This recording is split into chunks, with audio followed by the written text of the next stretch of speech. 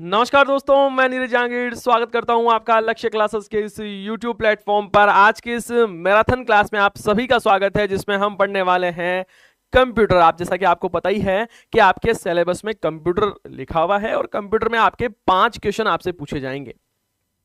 5 question है ना, वो आपके कहाँ से आने वाले हैं गुरुजी? हाँ, करंट अफेयर से 5 क्वेश्चन आने वाले हैं, है ना। तो यहां पर लगभग माने अपन क्या कह रहे हो, गुड, हाँ बिल्कुल, सभी का स्वागत है। आप सभी का स्वागत है। एक बार फटाफट सेशन को आपके सभी साथियों के साथ में शेयर कर दीजिए। सुमन, कनिका, अरविंद, उर्मिला, सोनिका, विजय, विशाल, कुलदीप, इमरान, अंजू, पल्लवी, आप सभी का स्वागत है। एक बार फटाफट सेशन को शेयर कर दीजिए, फिर शुरू करते हैं आज के इस शानदार सेशन में। देखो, मेरी बात को ध्यान से समझना। हमारा जो आज का जो कार्यक्रम है, प्रोग्राम है, उसमें प्रोग्राम में क्या क्या आपको मिलने वाला है, मिठाई कितनी मिलेगी, पूड़ी कितनी मिलेगी, नुक्तियां कितनी मिलने वाली है, उन सभी के बारे में बात करने वाले हैं। पहली बात तो समझना, 5 क्वेश्चन आएंगे आपके कंप्यूटर के, है ना।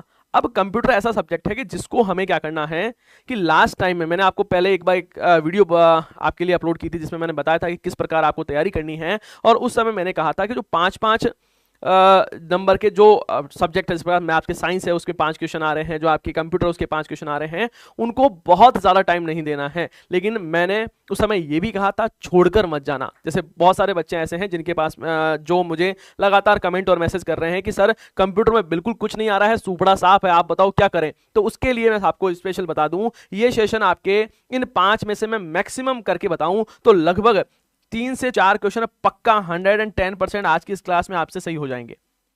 मैं ये नहीं कह रहा हूं 5 के 5 क्वेश्चन सही हो जाएंगे, ये कहने की बातें होती है, ये होती है कहने के लिए बातें। जो एक्चुअल जो बात है वो ये है कि आज की इस क्लास से आपके, मैं गारंटी के साथ में कह रहा हूं, 3 से 4 क्वेश्चन 110% आपके पक्के हो जाएंगे। क्योंकि हम क्या करेंगे, उन्हीं ही टॉपिक को पढ़ने वाले हैं जो आपके सिलेबस में दिए हुए हैं। उसके आगे पीछे दाएं बाएं कुछ नहीं पढ़ेंगे।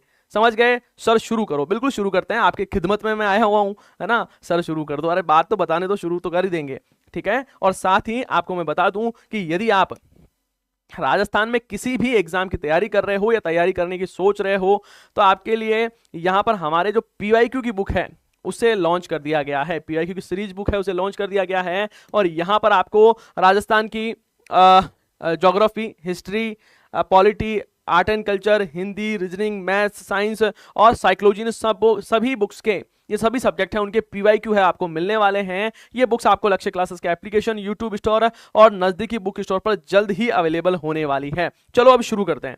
फर्स्ट क्वेश्चन लिखा हुआ है, आर्टिफिशियल इंटेलिजेंस का आविष्कार पीडी में हुआ था। भैया, इस क्वेश्चन लाने का हमारा जो उद्देश्य है वो इस क्वेश्चन को सॉल्व करने का नहीं था। हमारा उद्देश्य यह है कि हमें कंप्यूटर की पीडी पढ़ना है, क्योंकि कंप्यूटर की पीडी से क्वेश्चन आपके एग्जाम में पूछा जाता है ना। ध्यान रखना, कंप्यूटर की 5 पीढ़ियां होती है। कितनी पीढ़ियां होती है सर? 5 पीढ़ियां। जैसे आपके दादा है ना, आपके परदादा जी, आपके पापा, आप और आपके बेटे, कितनी पीढ़ियां हो गई? 5 पीढ़ियां। उसी प्रकार कंप्यूटर की भी 5 पीढ़ियां थी। और यहां पर कंप्यूटर की पीढ़ियां थी ना, उसमें ज्यादा अंतर नहीं है, 10 साल का अंतर है। कैसे? जहां पर जो बाप है वो बेटे से 10 साल ही छोटा है। आप कहोगे सर ऐसी कैसी बातें करते हो? अरे भैया समझो आप। देखो, सबसे पहले बात करें हम प्रथम पीढ़ी का कंप्यूटर। प्रथम पीढ़ी का कंप्यूटर, या प्रथम पीढ़ी लिख दूं, क्या फर्क पड़ता है? देखो, प्रथम पीढ़ी की शुरुआत है वो मानी जाती है कि 1942 1942 से लेकर 1942 1942 से लेकर 1955, ये प्रथम पीढ़ी का कालक्रम है वो माना जाता है। कालक्रम नहीं पूछा जाएगा, ऐसा नहीं पूछा जाएगा कि भाई साहब बताइए कि है ना, ये जो प्रथम पीढ़ी के कंप्यूटर थे उनकी उम्र क्या थी, कब पैदा हुए थे, कब मरे थे, ऐसा नहीं पूछा जाएगा, है ना। ऐसा पूछा जाएगा कि प्रथम पीढ़ी के कंप्यूटर है उसमें किसका प्रयोग किया गया था। तो पहली बात तो ये समझना है, प्रथम पीढ़ी के कंप्यूटर में वैक्यूम ट्यूब का प्रयोग किया गया था, है ना। किसका प्रयोग किया गया था? चलो नीचे कर लेते हैं, थोड़ा सा बाद में कर लेंगे, ऊपर तो हाँ।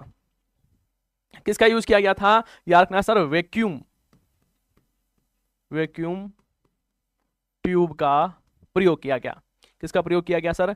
वैक्यूम ट्यूब का प्रयोग है वो किया गया था। और प्रथम पीढ़ी के कंप्यूटर है ना, उसके काम करने की स्पीड बहुत कम थी, क्योंकि दादाजी की स्पीड कम ही होती है, प्रथम पीढ़ी वही थे अपने, है ना। तो उनकी स्पीड वैसे ही कम होती है ना। भाई बूढ़े हो गए हैं, चलना फिरना आता नहीं था। तो यहाँ पर कुल मिला के ध्यान रखना है, प्रथम पीढ़ी के कंप्यूटर की स्पीड क्या होती है? धीरे होती है ना। और यहाँ पर इनपुट और आउटपुट के लिए, यहाँ पर इनपुट और आउटपुट के लिए ध्यान रखना आप, बहुत इंपॉर्टेंट है, पंच कार्ड का प्रयोग किया जाता था। आपसे पूछा जाएगा प्रथम पीढ़ी के कंप्यूटर में इनपुट और आउटपुट के लिए किसका प्रयोग करते थे? आप बताना साहब, पंच कार्ड का प्रयोग करते थे। कौन से कार्ड का? पंच कार्ड का प्रयोग किया जाता था। फिर आपसे पूछा जाएगा कि बताओ भाषा कौन सी थी, है ना, तो आप बताना साहब राजस्थानी भाषा का प्रयोग किया जाता था। कौन सी भाषा का प्रयोग? सर क्या ही बातें पढ़ा रहे हो आप, भाषा पूछे तो बताना सर मशीनी भाषा, मशीनी भाषा, या तो मशीनी भाषा का प्रयोग होता था और या फिर असेंबली भाषा है, जो असेंबली भाषा का प्रयोग यहां पर किया जाता था, ध्यान रखना है। कौन सी भाषा का? असेंबली भाषा का प्रयोग किया जाता था।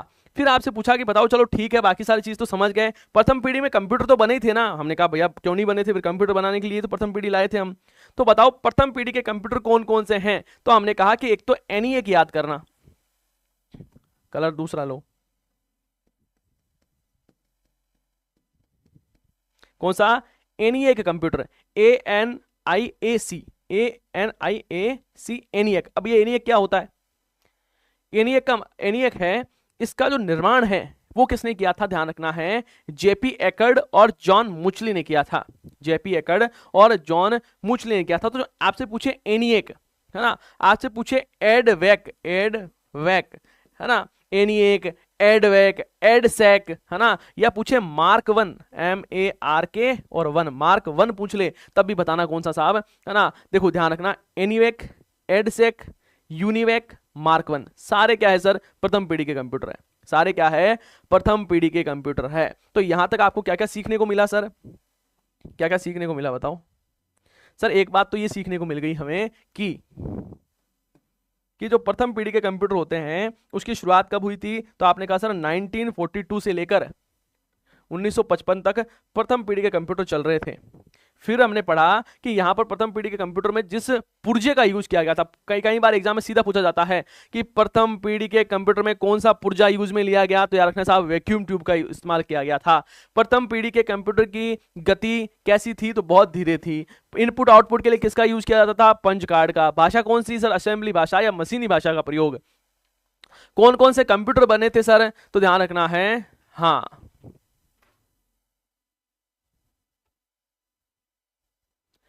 ध्यान रखना है, प्रथम पीढ़ी के कंप्यूटर में ENIAC, एडवेक, एडसेक, मार्क 1, यूनिवेक ऐसे कंप्यूटर का हमने इस्तेमाल किया था। सर जी मेरे आधार कार्ड और एडमिट कार्ड में जन्म डेट में अंतर है, तो क्या मुझे परीक्षा केंद्र में बैठने की अनुमति मिलेगी क्या? देखो वैसे जो आधार कार्ड है वो आपके जन्म तिथि का प्रमाण पत्र नहीं है, लेकिन आप क्या करना, कोई आपका दूसरा कोई ऐसा डॉक्यूमेंट है ना जिसमें एडमिट कार्ड में और उसमें सेम है, क्या करना, जैसे मान लो आपका कोई ड्राइविंग लाइसेंस है, पैन कार्ड है, और कोई जैसे वोटिंग जो आपके कार्ड होता है, वोटर आईडी होती है, उसमें यदि आपको डेट ऑफ बर्थ सेम मिलती है ना, वो लेकर चले जाना। हाँ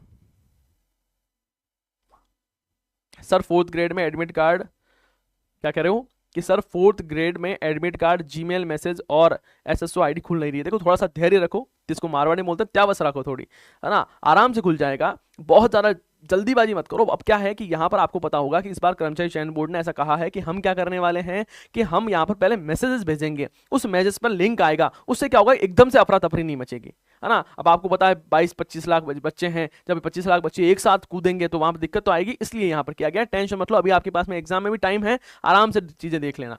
आगे देखो, देखें आगे पढ़ते हैं अपन। तो कमेंट बॉक्स कमेंट्स में जो सवाल है वो आपके कम लूंगा मैं, क्योंकि फिर बाद में जो बच्चे पढ़ते हैं उनमें दिक्कत आती है। आगे बात करें सिर्फ दूसरी पीढ़ी के कंप्यूटर, दूसरी पीढ़ी। देखो यहां से क्वेश्चन पक्का आएगा, इसीलिए मैं पढ़ा रहा हूं, बाकी मेरा कोई वो नहीं है कि मैं पढ़ाऊं ही पढ़ाऊं। 1955 से लेकर 1964। आप कहोगे सर क्यों ही पढ़ा रहे हो, मैं सीधा क्वेश्चन भी करवा सकता हूं आपको, लेकिन यहां से क्वेश्चन पूछा जाएगा, हमें 2-4 बातें तो याद करनी है, 2-4 बातें तो याद करनी है, याद करते ही मामला सेट हो जाएगा। देखो यहां पर क्या था, हमने यहां पर वैक्यूम ट्यूब का इस्तेमाल किया था ना, यहां वैक्यूम ट्यूब का यूज नहीं किया, हमने यहां पर ट्रांजिस्टर का यूज किया था। ध्यान रखना है, किसका यूज किया, ट्रांजिस्टर का। तो एक तो ये बात याद कर लेना, दूसरी पीढ़ी के कंप्यूटर में हमने ट्रांजिस्टर का प्रयोग किया था। ट्रांजिस्टर का आविष्कार कब हुआ, तो याद करना सर 1947 में ट्रांजिस्टर का है आविष्कार हुआ था, जो बेल प्रयोगशाला है वहां पर इसका कार्य हुआ था। और यहां पर जो दूसरी पीढ़ी के कंप्यूटर थे ना, उसमें स्टोरेज करने के लिए, है ना, चुंबकीय टेप का प्रयोग किया जाता था, चुंबकीय टेप का प्रयोग किया जाता है। कल परसों की जो क्लास थी, शायद कल ही थी, उसमें भी मैंने आपको बताया था चुंबकीय टेप क्या होती है। जो आपके घर पे जो कैसेट होती है ना, कैसेट पहले आपने देखे होंगे, है ना, जब आप छोटे थे तब जो गाने सुनने के लिए कैसेटें आती थी ऐसे, फिर उसमें उंगली डालकर ऐसे घुमाते थे, है ना, वो रिवर्स हो जाती थी, है ना, एक बार पूरी कैसेट चल गई तो फिर उसको घुमा घुमा के फिर वापस चेंज करनी पड़ती थी। वहां पर एक पतली सी टेप जैसी आती थी, उसे बोलते हैं चुंबकीय टेप, है ना। तो इसमें चुंबकीय टेप या डिस्क का प्रयोग किया जाता था, है ना। और यहाँ पर भाषा कौन सी थी, तो भाषा साहब थोड़ी सी एडवांस भाषाओं का यूज किया जाने लगा यहाँ पर, तो ध्यान रखना है। यहाँ पर आपसे पूछे कि दूसरी पीढ़ी के कंप्यूटर में कौन सी भाषाएं, तो याद रखना सर बेसिक भाषा, बेसिक, और कोबोल लैंग्वेज का प्रयोग किया जाने लगा। कोबोल लैंग्वेज का प्रयोग है वो यहां पर, और कौन सी सर, और फोर्ट्रन जो लैंग्वेज है ना, फोर्ट्रन लैंग्वेज है, उसका प्रयोग यहां पर किया जाने लगा था, है ना। यहां पर कौन से कंप्यूटर बने, तो यहां पर एक तो आईबीएम, आईबीएम, आईबीएम, ठीक है। आईबीएम जो है, जैसे आईबीएम देखो, आईबीएम एक तो 700 है, आईबीएम 1400 है, आईबीएम 1400, ऐसे जो कंप्यूटर थे उनका निर्माण हुआ था। आपको आईबीएम लिखा हुआ है ना, आईबीएम 1400, 1600, 700, वो सारे कौन से दूसरी पीढ़ी के कंप्यूटर है, आप तो देखने का। एक CDC 360 है ना, एक कौन सा है 360, है ना, इसको 3600 करना, है ना, 3600, CDC 3600 है, बिल्कुल सही बात है। आगे देखो, देखें, ये हुआ सर दूसरी पीढ़ी की बात। अब बात करें सर तीसरी पीढ़ी, तीसरी पीढ़ी, है ना।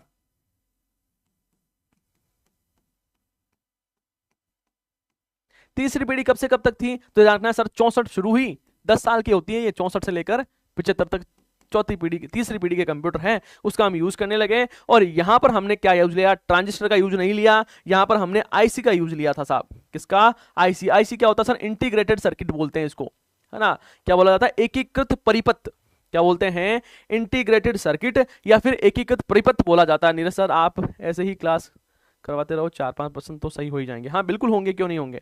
हाँ, इंटरनेशनल बिजनेस मशीन, बहुत बढ़िया, आपका नाम नहीं पता लग रहा है मेरे को, है ना।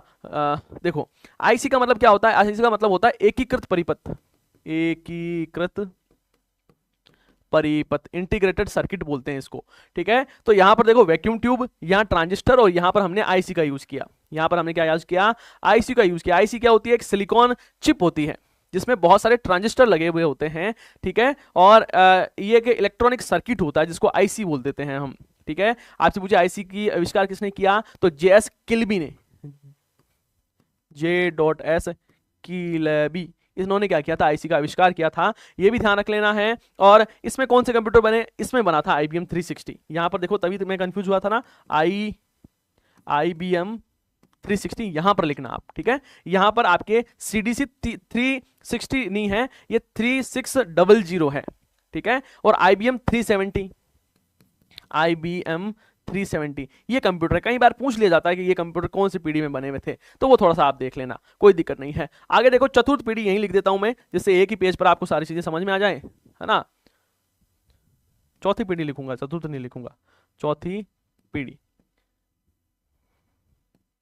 चौथी पीढ़ी के कंप्यूटर कब आने लगे, तो सब ध्यान देना है कि इनके जो रेंज था वो कब था सर, 1975 से लेकर 1989 तक ये चौथी पीढ़ी के कंप्यूटर चले थे। और इसमें साहब क्या किया गया, VLSI, ये क्या होता है sir, VLSI, very large scale integrated circuit, very large scale integrated circuit, है ना, मतलब बहुत बड़ा जो आईसी है उनका यूज किया गया था। ध्यान रखना चौथी पीढ़ी में एग्जाम में सीधा पूछा जाएगा। VLSI का यूज कहां किया गया साहब, VLSI लिख देते हैं या VLSIC लिख देते हैं, दोनों एक ही बात है। VLSI का यूज कहां किया गया, तो याद रखना है साहब VLSI का यूज है वो चौथी पीढ़ी के कंप्यूटर हमने किया। इसको बोला था very large scale integrated circuit, क्या बोलते हैं, very large scale integrated circuit. और यहां पर एक चीज ध्यान रखना है, माइक्रो प्रोसेसर बहुत इंपॉर्टेंट है साहब, एग्जाम में पूछे तुरंत बता देना, पूछा जाए कि माइक्रो प्रोसेसर का यूज कहां हुआ, माइक्रो प्रोसेसर का यूज कहां हुआ, तुरंत बता देना, चौथी पीढ़ी में पूछा जाएगा माइक्रो प्रोसेसर का यूज कहां पर हुआ, तो ध्यान रखना है माइक्रो प्रोसेसर का यूज है वो चौथी पीढ़ी के कंप्यूटर में किया गया था।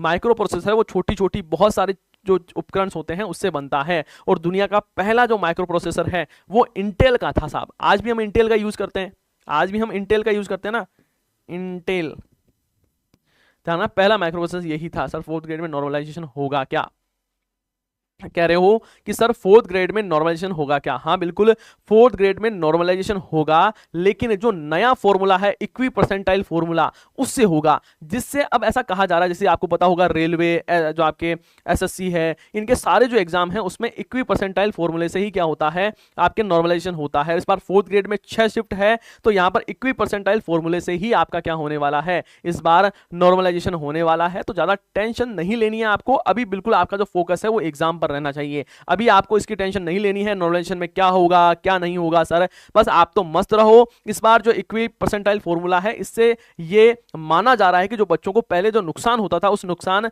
अब नहीं होगा, है ना। बाकी तो हमें देखने पे पता लगेगा कि कैसे चीजें रही है क्या नहीं रही है, क्योंकि हम शुरुआत है ये हमारे इक्वी परसेंटाइल फॉर्मूले का यूज करने की, तो फिर देखते हैं क्या होता है, ठीक है ना। हाँ आगे देखो, देखें आगे बात करें। हाँ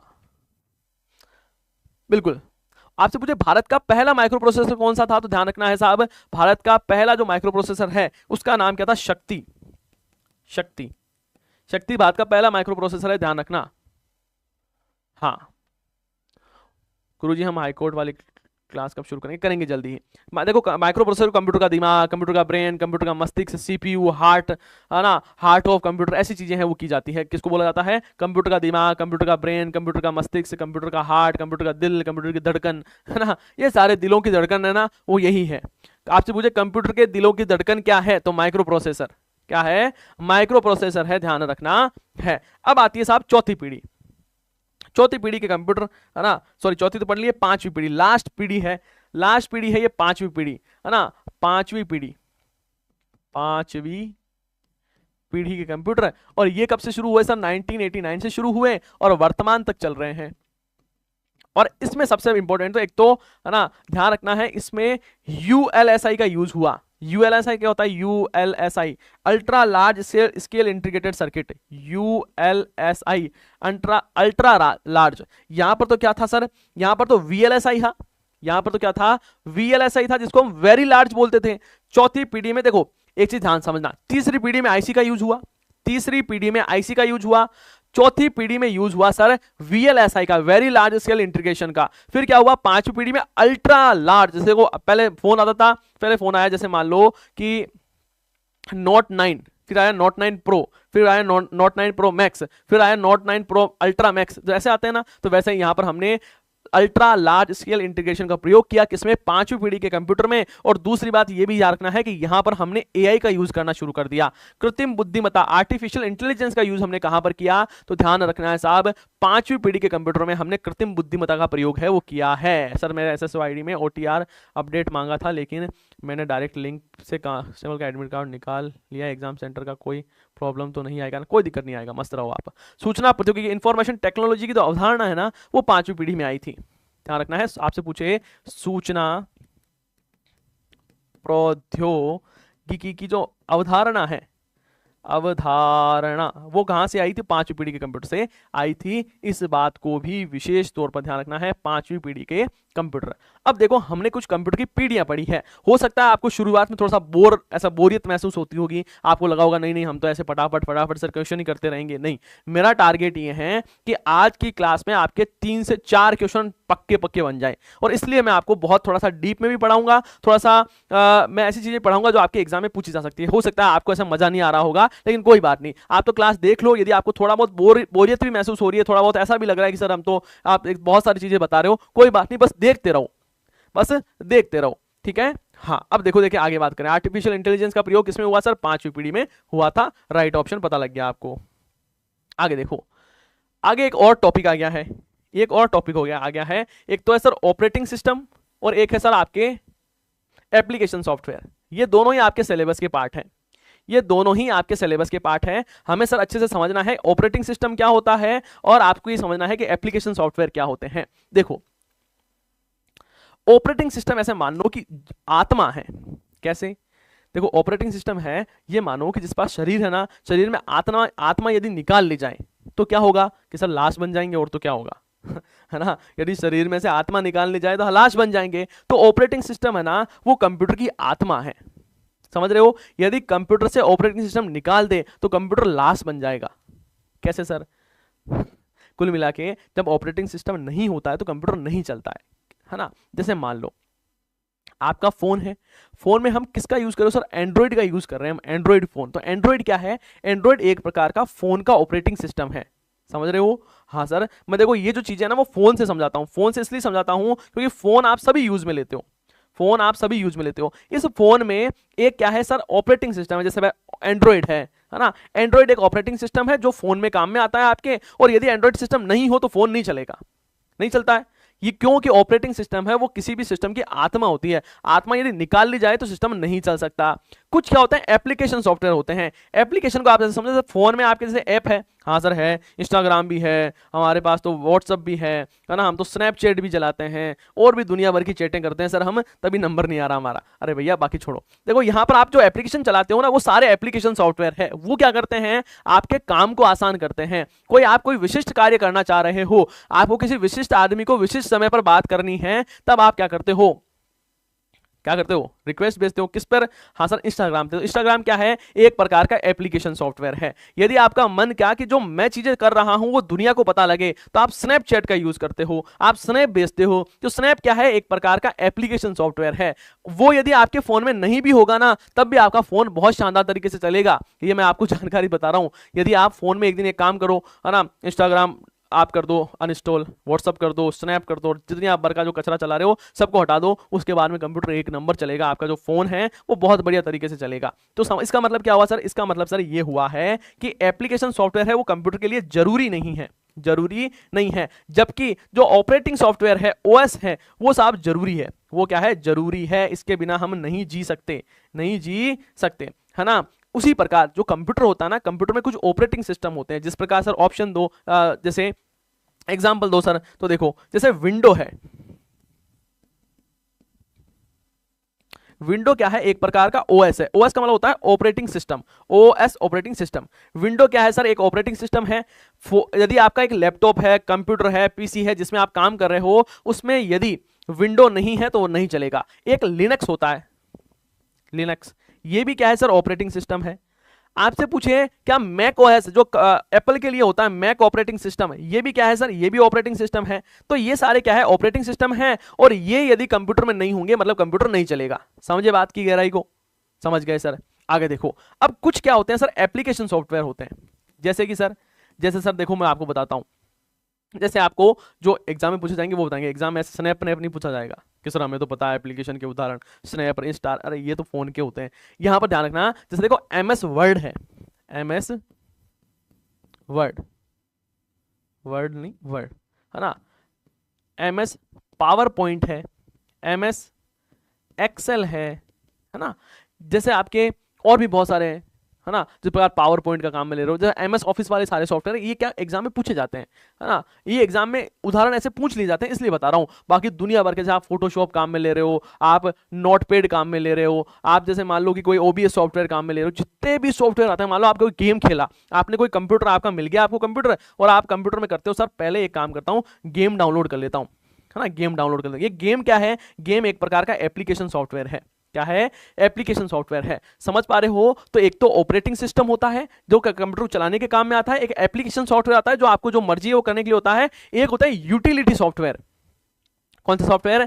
यूटिलिटी सॉफ्टवेयर। ये क्या करते हैं गुरुजी? यूटिलिटी सॉफ्टवेयर का काम ये होता है कि कंप्यूटर को आपको आसान बनाते हैं चलने में। कैसे? जिस प्रकार मान लो कि जो एंटीवायरस है, आपसे पूछा जाएगा एंटीवायरस है, system software, application software, utility software या उपयुक्त सभी, आप करके आना कि सर एंटीवायरस है ना, वो एक प्रकार का क्या है? यूटिलिटी सॉफ्टवेयर है। यूटिलिटी का मतलब है जो आप काम कर रहे हो उसकी क्षमता को बढ़ाता है। क्या करता है? काम करने की क्षमता बढ़ाता है, ध्यान रखना है। जिस प्रकार आपके, है ना, फाइल मैनेजर है, फाइल मैनेजर क्या है? एक प्रकार का यूटिलिटी सॉफ्टवेयर है जो आपकी यूटिलिटी, जो आपके कार्य करने की क्षमताएं हैं उसको बढ़ाता है। समझ गए मेरी बात को सर? जो ऑलरेडी इंस्टॉल आते हैं वो क्या है? अरे वो सारे एप्लीकेशन है, वो सारे क्या है? एप्लीकेशन है। अब इस बात को समझ गए क्या? मुझे बताओ, है ना, इस बात को समझ गए तो यहां पर आपके एक जो टॉपिक है वो कंप्लीट समझ लिया है। अब देखो इस क्वेश्चन की तरफ बात करते हैं क्वेश्चन में लिखा ऑपरेटिंग सिस्टम एक प्रकार का एप्लीकेशन सॉफ्टवेयर होता है। अब आप खुद बताओ, मैंने कहा कि एप्लीकेशन सॉफ्टवेयर है ना, ऑपरेटिंग सिस्टम है, वो एप्लीकेशन सॉफ्टवेयर नहीं होता है, वो क्या होता है, सिस्टम सॉफ्टवेयर होता है। एप्लीकेशन सॉफ्टवेयर क्या होता है, सिस्टम सॉफ्टवेयर होता है, जैसे कि विंडो है, लिनक्स है, मैक ओएस है, ऐसे। समझ गए? हाँ सर। आगे लिखा एमएस वर्ड एक प्रकार का ऑपरेटिंग सिस्टम है। नहीं यार, ऐसे क्या गलत गलत बातें करते हो, है ना, ये तो क्या है सर, ये तो एक प्रकार का एप्लीकेशन सॉफ्टवेयर है। एमएस वर्ड है ना, एमएस लिखा हुआ आ जाए, Microsoft Word, Excel, PowerPoint, कुछ भी आ जाए, एक्सेस लिखा हुआ आ जाए, सारे क्या है, सारे एप्लीकेशन सॉफ्टवेयर के प्रकार है। आगे देखो, विंडोज एक ऑपरेटिंग सिस्टम है, जबकि एमएस एक्सेल एक एप्लीकेशन सॉफ्टवेयर है। बहुत शानदार बात लिखी है साहब। विंडोज तो क्या है, एक ऑपरेटिंग सिस्टम है, जबकि एमएस एक्सेल है वो क्या है, एप्लीकेशन सॉफ्टवेयर। बिल्कुल सही बात है। एप्लीकेशन सॉफ्टवेयर के बिना कंप्यूटर चालू नहीं होता, ये गलत बात है ना। एप्लीकेशन सॉफ्टवेयर के बिना कंप्यूटर चालू हो सकता है, लेकिन ऑपरेटिंग सिस्टम के बिना कंप्यूटर चालू नहीं होगा। ये साधारण सी बात आपको समझ में आ गई क्या?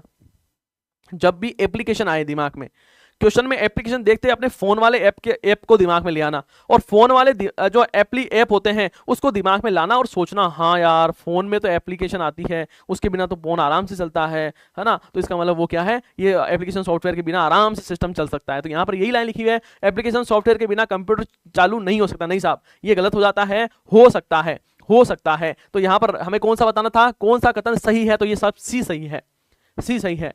क्लियर बात? अच्छा, गुड, बहुत बढ़िया। सर 10 वाले बिस्कुट का पैकेट कितने का आता है ना, 10 वाला बिस्कुट का जो पैकेट है ना, ये एक सबसे शानदार बात है कि 10 में ही आ रहा है ना।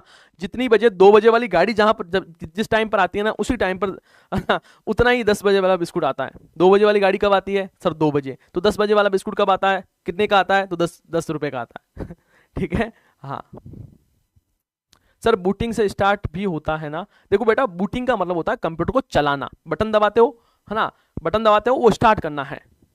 कंप्यूटर वैसे शुरू होता है, ऑन होता है, ठीक है, समझ गए? ऑन। और बूटिंग दो प्रकार की होती है, कोल्ड बूटिंग होती है, वार्म बूटिंग होती है। आगे पढ़ेंगे अपन, आप मस्त रहो, व्यस्त रहो, है ना। आगे देखो, देखें आगे बात करें कि साहब कट कॉपी पेस्ट कमांड के लिए क्रमशः किस शॉर्टकट कुंजियों का प्रयोग किया जाता है। बिल्कुल इजी सा क्वेश्चन है, शॉर्टकट कुंजी आपको पता होनी चाहिए कि कट कॉपी पेस्ट के लिए देखो, कट करना है तो कंट्रोल एक्स दबाओ, CTRL plus X, control plus C, control plus we.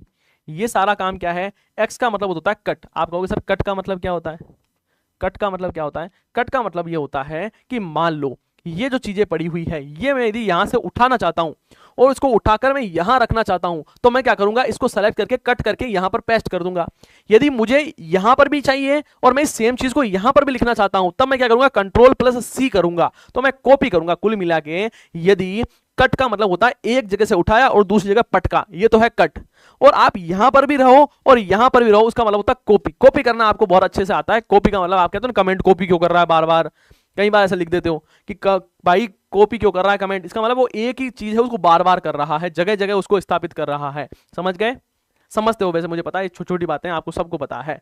ध्यान रखना, कंट्रोल प्लस शिफ्ट प्लस सी दबाते हैं तो क्या होता है, CTRL प्लस शिफ्ट प्लस सी दबाऊं तो क्या होगा, क्या होगा, एक चीज तो ये बताना है। और यदि मान लो मैंने कोई चीज कॉपी की है, अभी तक पेस्ट नहीं किया है, तो वो कहां पर है अभी तक? कोई चीज को मैंने कॉपी कर ली, जैसे मान लो मैंने यहां पर कंट्रोल जेड है ना, इसको सेलेक्ट करके मैंने कॉपी कर लिया। अब मैंने कॉपी करके रख रखा है, अपने जेम में डाल दिया, तो मैं कहां पर रख रहा हूं उसको, ये मत बताना सर जेम में रख रखा है, बताओ देखें।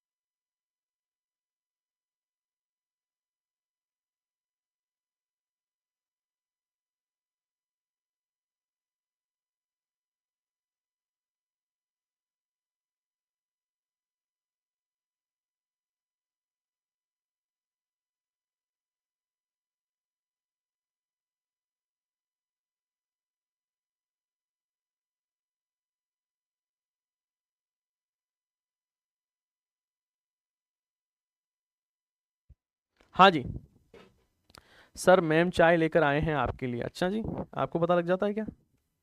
है, बताओ देखें। फास्ट चलो सर। अरे भैया चल रहे हैं सर। कहाँ गए कहाँ गए? क्लिप बोर्ड में सेव होती है। ये कौन है भाई साहब? विद्वान आदमी। मिशन, बहुत बढ़िया बेटा, वेरी गुड। ध्यान रखना है जब भी हम कोई चीज कॉपी करते हैं ना, वो कहां पर? क्लिप बोर्ड में।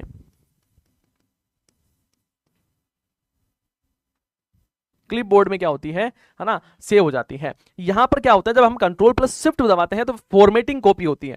क्या होती है सर? फॉर्मेटिंग है, वो क्या हो जाती है? कॉपी हो जाती है। बात की समझना, फॉर्मेटिंग कॉपी हो जाती है। आगे देखो, फॉर्मेटिंग टूलबार में उपलब्ध फॉन्ट आकार टूल के फॉन्ट में सबसे कम व सबसे ज्यादा फॉन्ट आकार उपलब्ध होता है। बताओ देखें। देखो, जब भी आप कोई फॉर्मेटिंग टूलबार में जाओगे तो वहां पर सबसे छोटा फॉन्ट साइज क्या रहेगा? तो ध्यान रखना, सबसे छोटा फॉन्ट रहता है सर 8 नंबर। 8 से मतलब ड्रॉप डाउन जो बॉक्स आता है ना, ड्रॉप बॉक्स आता है, जिसको ड्रॉप बॉक्स मतलब ऐसे लिस्ट आ जाती है, उस लिस्ट में 8 से लेकर 72 तक लिखा हुआ रहेगा। ये समझाया हुआ है आपको। सबसे छोटा तो 8 और सबसे बड़ा कौन सा? 72। ये क्या है? फॉन्ट साइज है। किस पर है? पॉइंट होता है, कोई सेंटीमीटर पेंटीमीटर कुछ नहीं है, पॉइंट है सर, पॉइंट है ये, है ना। 8 पॉइंट, 10 पॉइंट, 11 पॉइंट, 12 पॉइंट, ठीक है। आपसे पूछा बाय डिफॉल्ट,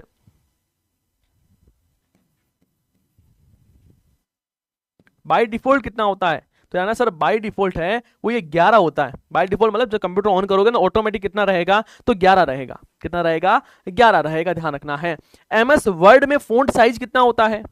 एमएस वर्ड में फॉन्ट साइज पूछे तो भैया फॉन्ट साइज 1 से शुरू होता है और वैसे कितना? 1638 तक रहता है।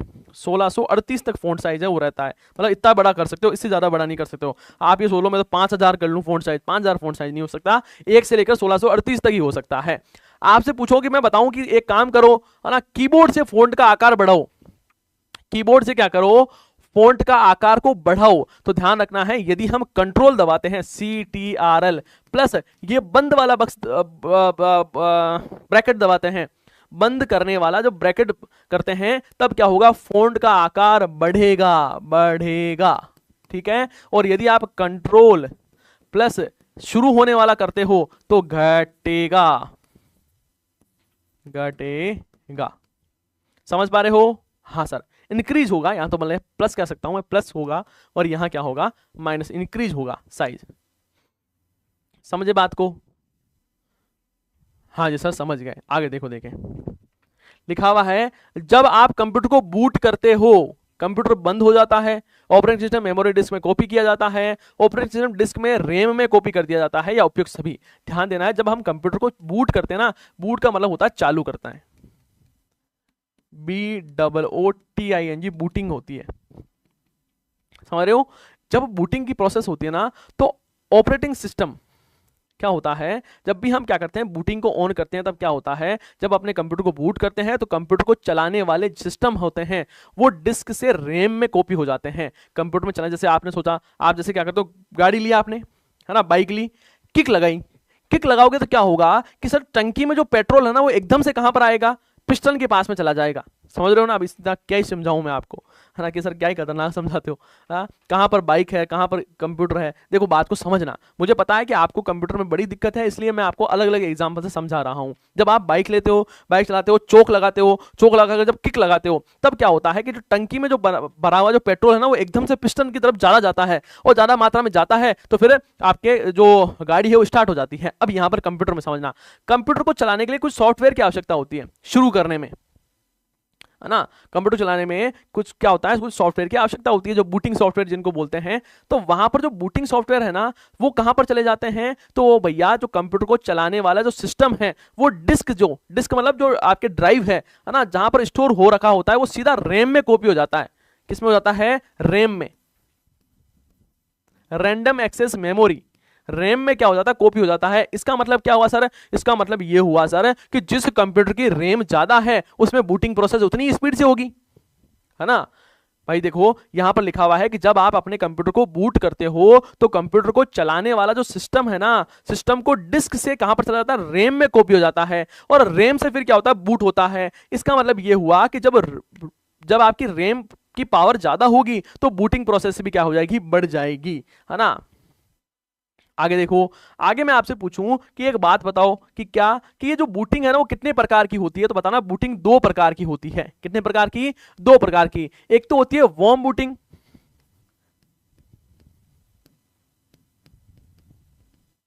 और एक होती है कोल्ड बूटिंग। आप कहोगे सर क्या ही यहां पर कोल्ड गर्म कर रहे हो। देखो, गाड़ी चलाई आपने, बाइक स्कूटी, बाइक चलाई होगी, स्कूटी चलाई होगी, कार चलाई होगी, ट्रैक्टर चलाया होगा।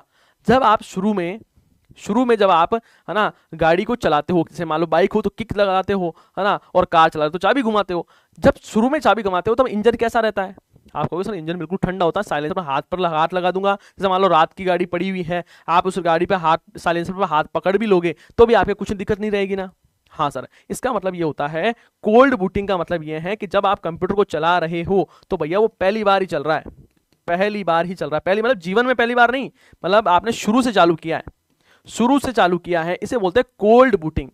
ऐसी प्रक्रिया जिसमें बंद कंप्यूटर की शुरुआत से स्टार्ट किया जाता है, कोल्ड बूटिंग होती है। मतलब सारा सिस्टम है, सारा इंजन पिंजन ठंडा रहता है इसमें, समझ रहे हो। कोल्ड बूटिंग का मतलब होता है ठंडा, और ठंडा का मतलब होता है जब सारी चीजें ठंडी चलती है ना। जैसे आपने देखा होगा कि जब गाड़ी आपने मान लो 100 किलोमीटर चला ली है, और 100 किलोमीटर गाड़ी चलाने के बाद में साइलेंसर को पकड़ लेना, मजा आ जाएगा आपको, है ना। नहीं सर मजा नहीं आ जाएगा, हाथ जल जाएगा हमारा, क्योंकि वो बिल्कुल गर्म हो रखा है, साइलेंसर क्या हो रखा है? गर्म हो रखा है। तो यहां पर कंप्यूटर के मामले में समझना, कोल्ड का मतलब है कि सारे इंजन ठंडे पड़े हैं, सारी मशीनें हैं ठंडी, और जब मशीन ठंडी है इसका मतलब वो चलाई भी नहीं है अभी तक, अभी चलना शुरू किया है हमने, तो भैया जब कंप्यूटर है वो बिल्कुल ठंडा रहता है तो उसे कोल्ड बूटिंग बोलते हैं। जैसे कंप्यूटर पड़ा हुआ है, कभी चलाया नहीं, जैसे हमने कभी मतलब रात को चलाया था, पूरी रात से पड़ा है, और जब आप शुरू को बटन दबाते हो, स्टार्ट करते हो, वो कोल्ड बूटिंग होती है। और एक जगह जैसे मान लो कि आपने क्या किया, आप गाड़ी चला कर आए 100 किलोमीटर से, 100 किलोमीटर से गाड़ी चला कर आए, और आपने रुका कि यार एक काम करता हूं, पानी पी लेता हूं यार, दुकान पर रोका, पानी वानी पिया, और पानी पीते आपने वापस बाइक को स्टार्ट किया, तो वो जो बूटिंग है वो कौन सी है? वो वार्म बूटिंग है। वार्म का मतलब होता है गर्म, गुनगुना, और वो बूटिंग कौन सी है? वार्म बूटिंग है। वार्म बूटिंग का मतलब होता है ऐसी प्रक्रिया जिसमें कंप्यूटर पहले से चालू हो और उसका आपने क्या किया है? वापस रीस्टार्ट किया है, उसे बोलते हैं वार्म बूटिंग। इससे बेहतरीन तरीके से मैं नहीं समझा सकता हूं आपको, कोई दूसरा टीचर हो सकता है समझा दे, मेरे को जितना आता था मैंने समझा दिया कि भैया कोल्ड बूटिंग का मतलब तो होता है कि जब कंप्यूटर है ना बिल्कुल ठंडा पड़ा था, आपने जाकर उसको चलाया है ना। और वार्म बूटिंग का मतलब है पहले से कंप्यूटर चालू था, आपने उसको रीस्टार्ट किया है, वापस दोबारा चलाया है। इन दो बातों को समझ जाना, मामला सही से समझ में आ जाएगा। सर अपनी मेरी बात सुन ली, थैंक यू सो मच। कविता चौधरी जी, आपकी कौन सी बात सुन ली मैंने, बताओ। है, चलो बढ़िया बात है, सुन ली तो अच्छी बात है। निम्नलिखित में से असत्य कथन है, लिखा हुआ है कैप्स लॉक और नम लॉक। ये किस में होता है सर? कैप्स लॉक और नम लॉक है ना, ये कीबोर्ड में होता है। किस में होता है? कीबोर्ड में होता है। सर कीबोर्ड जब हम समझ रहे हैं तब एक बात हमें समझनी होती है कि आउटपुट क्या होता है, इनपुट डिवाइस कौन सी होती है। कुछ डिवाइस होती है जिसे हम आउटपुट डिवाइस बोलते हैं, कुछ ऐसी डिवाइस होती है जिसे हम इनपुट डिवाइस बोलते हैं, इनपुट डिवाइस बोलते हैं। इन दोनों में क्या अंतर होता है? इन दोनों में क्या अंतर होता है? एक छोटा सा अंतर बताऊंगा, आपको सारी चीजें समझ में आ जाएगी। समझना, वो सारे माध्यम, वो सारे डिवाइस, वो सारे तामतुमड़े जिससे हम क्या करते हैं, कंप्यूटर के दिमाग में, अपने जो दिमाग में चीज चल रही है वो कंप्यूटर के दिमाग में डालने के लिए जिन चीजों का प्रयोग करते हैं उसे हम बोलते हैं साहब इनपुट डिवाइस। और सर कौन सी परिभाषा है ये, कहां से लाए हो? देखो लिख देता हूं परिभाषा। अपने दिमाग में चल रही क्या चल रहा है? चल रही, कुछ भी लिख देता हूं, चल रही चीजों को यदि आप कंप्यूटर में डालना चाहते हैं तब आप इनपुट डिवाइस का प्रयोग करते हैं। एक चीज ध्यान रखना, यह परिभाषा किसी को मत बता देना। यदि किसी कंप्यूटर के टीचर को आपने ये परिभाषा बता दी ना कि जब आपके दिमाग में जो चीज चल रही है वो आप कंप्यूटर के दिमाग में डालना चाहते हो, इसे इनपुट डिवाइस बोलते हैं, तो मेरे को भी पीटेंगे, साथ साथ में आपको भी पीटेंगे। तो विशेष तौर पर ध्यान रखना है, ये चीज कोई कंप्यूटर वाले टीचर को मत बता देना, वरना दोनों को ठोकेगा, आपको भी पीटेगा और मेरे को घर पे आके पीट देगा कि ये कोई परिभाषा होती है क्या? अरे ये तो याद करने के लिए परिभाषा बनाई है मैंने, बाकी ये परिभाषा होती नहीं है इनपुट डिवाइस का। इसका मतलब क्या है? देखो इसका मतलब ये होता है, जैसे मान लो आप बैठे हो और आपको बैठे बैठे आया कि यार नीरज सर कंप्यूटर की क्लास ले रहे हैं, मैं पढ़ ही नहीं रहा हूँ, क्या करता हूँ मैं पढ़ता हूँ, है ना, मैं क्या करता हूँ पढ़ता हूँ। तो आपने के दिमाग में आया कि नीरज सर की क्लास सर्च करनी है, तो आप क्या करें, आपने साहब फोन खोला और फोन में कीबोर्ड निकाला और कीबोर्ड में लिखा नीरज सर नीरज सर की कंप्यूटर क्लास और एंटर दबाया। इसका मतलब क्या हुआ, आपके दिमाग में जो चल रहा था आपने कंप्यूटर को दिया। इसका मतलब कौन सी डिवाइस से दिया सर, इनपुट से दिया। कौन सी डिवाइस से दिया, इनपुट। तो ये सारी क्या होता है सर, इनपुट डिवाइस होती है। इनपुट क्या होती है, डिवाइस होती है। जैसे कि सर और एग्जांपल दो, जैसा कि आपके दिमाग में चला कि मुझे क्या करना है, किसी फोल्डर को सेलेक्ट करना है, उस पर क्लिक करना है, आपके दिमाग में चला, आप उसको कंप्यूटर को बताना चाहते हो तो किससे बताओगे, माउस से बताओगे। तो माउस क्या है, इनपुट डिवाइस है। कीबोर्ड क्या है, इनपुट डिवाइस है। और कौन सी, है ना, स्कैनर क्या है, इनपुट डिवाइस है। स्कैनर क्या है सर, इनपुट डिवाइस है। मतलब जो सारी चीजें हम कंप्यूटर को बता रहे हैं कि कंप्यूटर भाई साहब देखो ये पकड़ो आप, तो वो सारे इनपुट माध्यम से बता रहे हैं। जैसे हमें पता चल रहा है कि सर कंप्यूटर कोई चीज है, वो हमें बताना चाहता है, वो इंसान को बताना चाहता है। इंसान को कंप्यूटर यदि आपको कुछ देना चाहता है ना, वो आउटपुट के माध्यम से ही देगा। कैसे, जैसे मान लो मॉनिटर है, मॉनिटर से आपको बता रहा है, जैसे प्रिंटर है, जिस प्रकार प्रोजेक्टर है, जिस प्रकार स्पीकर है, वो सारे क्या होते हैं, आउटपुट डिवाइस होते हैं। वो सारे क्या होते हैं, आउटपुट डिवाइस होते हैं। मुझे बताओ समझ में आया क्या, एक बार कॉन्सेप्ट समझ में आ गया। जैसे मैं आपसे बोलूं कि ये पेन है, इस पेन से मैं लिख रहा हूं, तो ये पेन इनपुट डिवाइस है या आउटपुट डिवाइस है, बताओ। ये पेन इनपुट डिवाइस है या आउटपुट डिवाइस है। स्कैनर इनपुट आउटपुट दोनों नहीं बेटा, स्कैनर इनपुट आउटपुट दोनों नहीं है ना, ये गलत पढ़ रखा है आपने। जो ऐसा जो स्कैनर होता है ना, जिसमें प्रिंटर भी मिक्स होता है, कई बार क्या होता है ऐसे स्कैनर आते हैं जिसमें नीचे तो लगा होता है प्रिंटर, है ना, और ऊपर लगा होता है स्कैनर। वो जो प्रिंटर है वो स्कैनर, वो इनपुट आउटपुट दोनों का काम करता है ना। ये क्या काम करता है सर, बताओ। देखें, जी सर मत बोलो, ऐसे बोलो हाँ सर ये है सर, इनपुट का काम करता है। किसका काम करता है, इनपुट। क्योंकि मेरे दिमाग में एक बात आई, क्या बात आई, कि मैं यहां पर इनपुट लिखूं, तो मैंने यहां पर लिख दिया इनपुट। तो मैंने इससे क्या काम किया, मेरे जो दिमाग में चल रहा था वो कंप्यूटर के दिमाग में डालने का मैंने काम किया है। तो ये इनपुट डिवाइस है, समझ रहे हो। एक मेरे को कहीं पर क्यूआर कोड दिखा, क्यूआर कोड दिखा ऐसा, मैंने क्यूआर कोड को पकड़ा, है ना, और स्कैन किया। इसका मतलब जो मुझे दिख रहा था वो मुझे कंप्यूटर में डालना था, जो मुझे दिखा उसको मुझे कंप्यूटर में डालना था। तो मैंने क्या कर दिया, क्यूआर कोड स्कैनर का यूज किया। और क्यूआर कोड स्कैनर क्या होता है, इनपुट डिवाइस होता है। मेरे पास में कोई पेज है ना, मेरे पास में क्या है सर, कोई पेज है मान लो, और उस पेज को मुझे डालना है कंप्यूटर के अंदर। तो मैं कैसे, किसका यूज में लूंगा सर, मेरे पास में कोई चीज है कंप्यूटर के अंदर डालनी है, तो मैं स्कैनर का यूज लूंगा। और स्कैनर क्या काम करता है, स्कैनर काम करता है सर इनपुट डिवाइस का। प्रिंटर क्या काम करता है, आउटपुट डिवाइस का, है ना। देखो touch screen sir input output दोनों का है, बिल्कुल सही बात है। ये जो आप पैनल देख रहे हो ना, ये पैनल इसका सबसे शानदार उदाहरण है कि ये जो पैनल है वो इनपुट का काम भी करता है और आउटपुट का काम भी करता है। कैसे सर, देखो यहां पर मैंने लिखा, ये लाइन खींची, अब ये लाइन मैंने इनपुट कर दी, लेकिन ये दिख भी तो रही है मेरे को, ये मेरे को दिख भी तो रही है, तो ये आउटपुट का काम कर रही है। तो ध्यान रखना है कि जो आपके टच स्क्रीन फोन है ये इनपुट आउटपुट दोनों का काम करता है। जो आपके ये पैनल है ये इनपुट आउटपुट दोनों का काम करता है। मुझे बताओ, यदि इतनी बड़ी लगी हुई एक टीवी होती, एक टीवी होता, इतना ही बड़ा लगा हुआ टीवी, और इस टीवी में किसी प्रकार का टच नहीं होता, टच स्क्रीन नहीं रहती, ये टीवी जो आपके घर पे टीवी लगी होती है बड़ी वाली, वो टीवी इनपुट है या आउटपुट है, बताओ। जो घर पे आपकी टीवी लगी रहती है ना बड़ी वाली, मुझे बताओ 56 इंच की टीवी है आपके घर पर, है ना, या 75 इंच की टीवी है, वो टीवी इनपुट डिवाइस है या आउटपुट है सर, बस टिकट मशीन इनपुट और आउटपुट दोनों का काम करती है, बिल्कुल सही बात है। उसके अंदर जो, उसके ऊपर जो कीबोर्ड लगा हुआ होता है मशीन के, वो तो इनपुट का काम करती है, और वो निकाल के जो पर्चा निकालता है वो आउटपुट प्रिंटर के जैसे काम करता है। हाँ, आई लव यू सर, बिल्कुल लव यू टू ब्रदर। हाँ बताओ देखें, हाँ वो आउटपुट है सारा। वो क्या है, वो बिल्कुल सही बात है, जो टीवी है ना वो आउटपुट है, क्योंकि वो सारा सामान है वो आपके मुंह पर फेंक रही है ना, वो क्या कर रही है, जो उसके दिमाग में आ रहा है वो आपके मुंह पर फेंका जा रहा है, तो वो आउटपुट डिवाइस है। तो इनपुट आउटपुट समझ गए होंगे आप। अब देखो यहां पर समझे, लिखा हुआ कैप्स लॉक और नम लॉक को टॉगल कुंजी कहते हैं, क्योंकि जब ये दबाए जाते हैं तो इनकी अवस्था में परिवर्तित हो जाती है। देखो कैप्स लॉक क्या होता है, कैप्स लॉक होता है सर, है ना, यहां पर जो कीबोर्ड है, ये कीबोर्ड है, यहां पर एक बटन होता है कैप्स लॉक। जब आप इसको दबाते हो ना तब एक लाइट जलना शुरू हो जाती है, जैसे ही आप इसको दबाओगे एक लाइट जलना शुरू हो जाएगी। और ये लाइट क्या है सर, ये लाइट ये बताती है कि अब आप जो भी लिखोगे ना वो बड़े लेटर में लिखेगा, QWER ऐसे लिखा होगा। जैसे ही आप इसको दबाओगे लाइट बंद हो जाएगी, जब लाइट बंद हो जाएगी तब ये सेम चीज ऐसे लिखना शुरू कर देगा, ठीक है। तो ये क्या होता है सर, ये जो है ना आपके कैप्स लॉक, ये कैसी बटन है सर, तो याद रखना है कैप्स लॉक और नम लॉक। नम लॉक पता है आपको क्या होता है, यहां पर देखो नंबर्स की होते हैं और यहां पर एक नम लॉक लिखा होता है, जैसे नम लॉक पर क्लिक करोगे तब ये बटन काम करना शुरू कर देंगे, और नम लॉक को जब दबाओगे, नम लॉक बंद है तो फिर आप करोगे तो ये काम नहीं करेंगे, ये कर्सर की जैसे काम करते हैं, वो बाद में कभी कभी समझेंगे अपन, ठीक है। तो यहां पर जानना, एक तो कैप्स लॉक और एक नम लॉक, ये टॉगल कुंजी होती है। कैसे कुंजी होती है, टॉगल बटन्स होते हैं, और जब इनको हम दबाते हैं तब इनकी अवस्था में परिवर्तन हो जाता है, लाइट चेंज हो जाती है। जो कीबोर्ड के ऊपर लाइट लगी हुई होती है ना, कीबोर्ड के ऊपर लाइट, वो लाइट यही होती है। हाउ आर यू सर, मैं आपको बताऊं क्या, देखो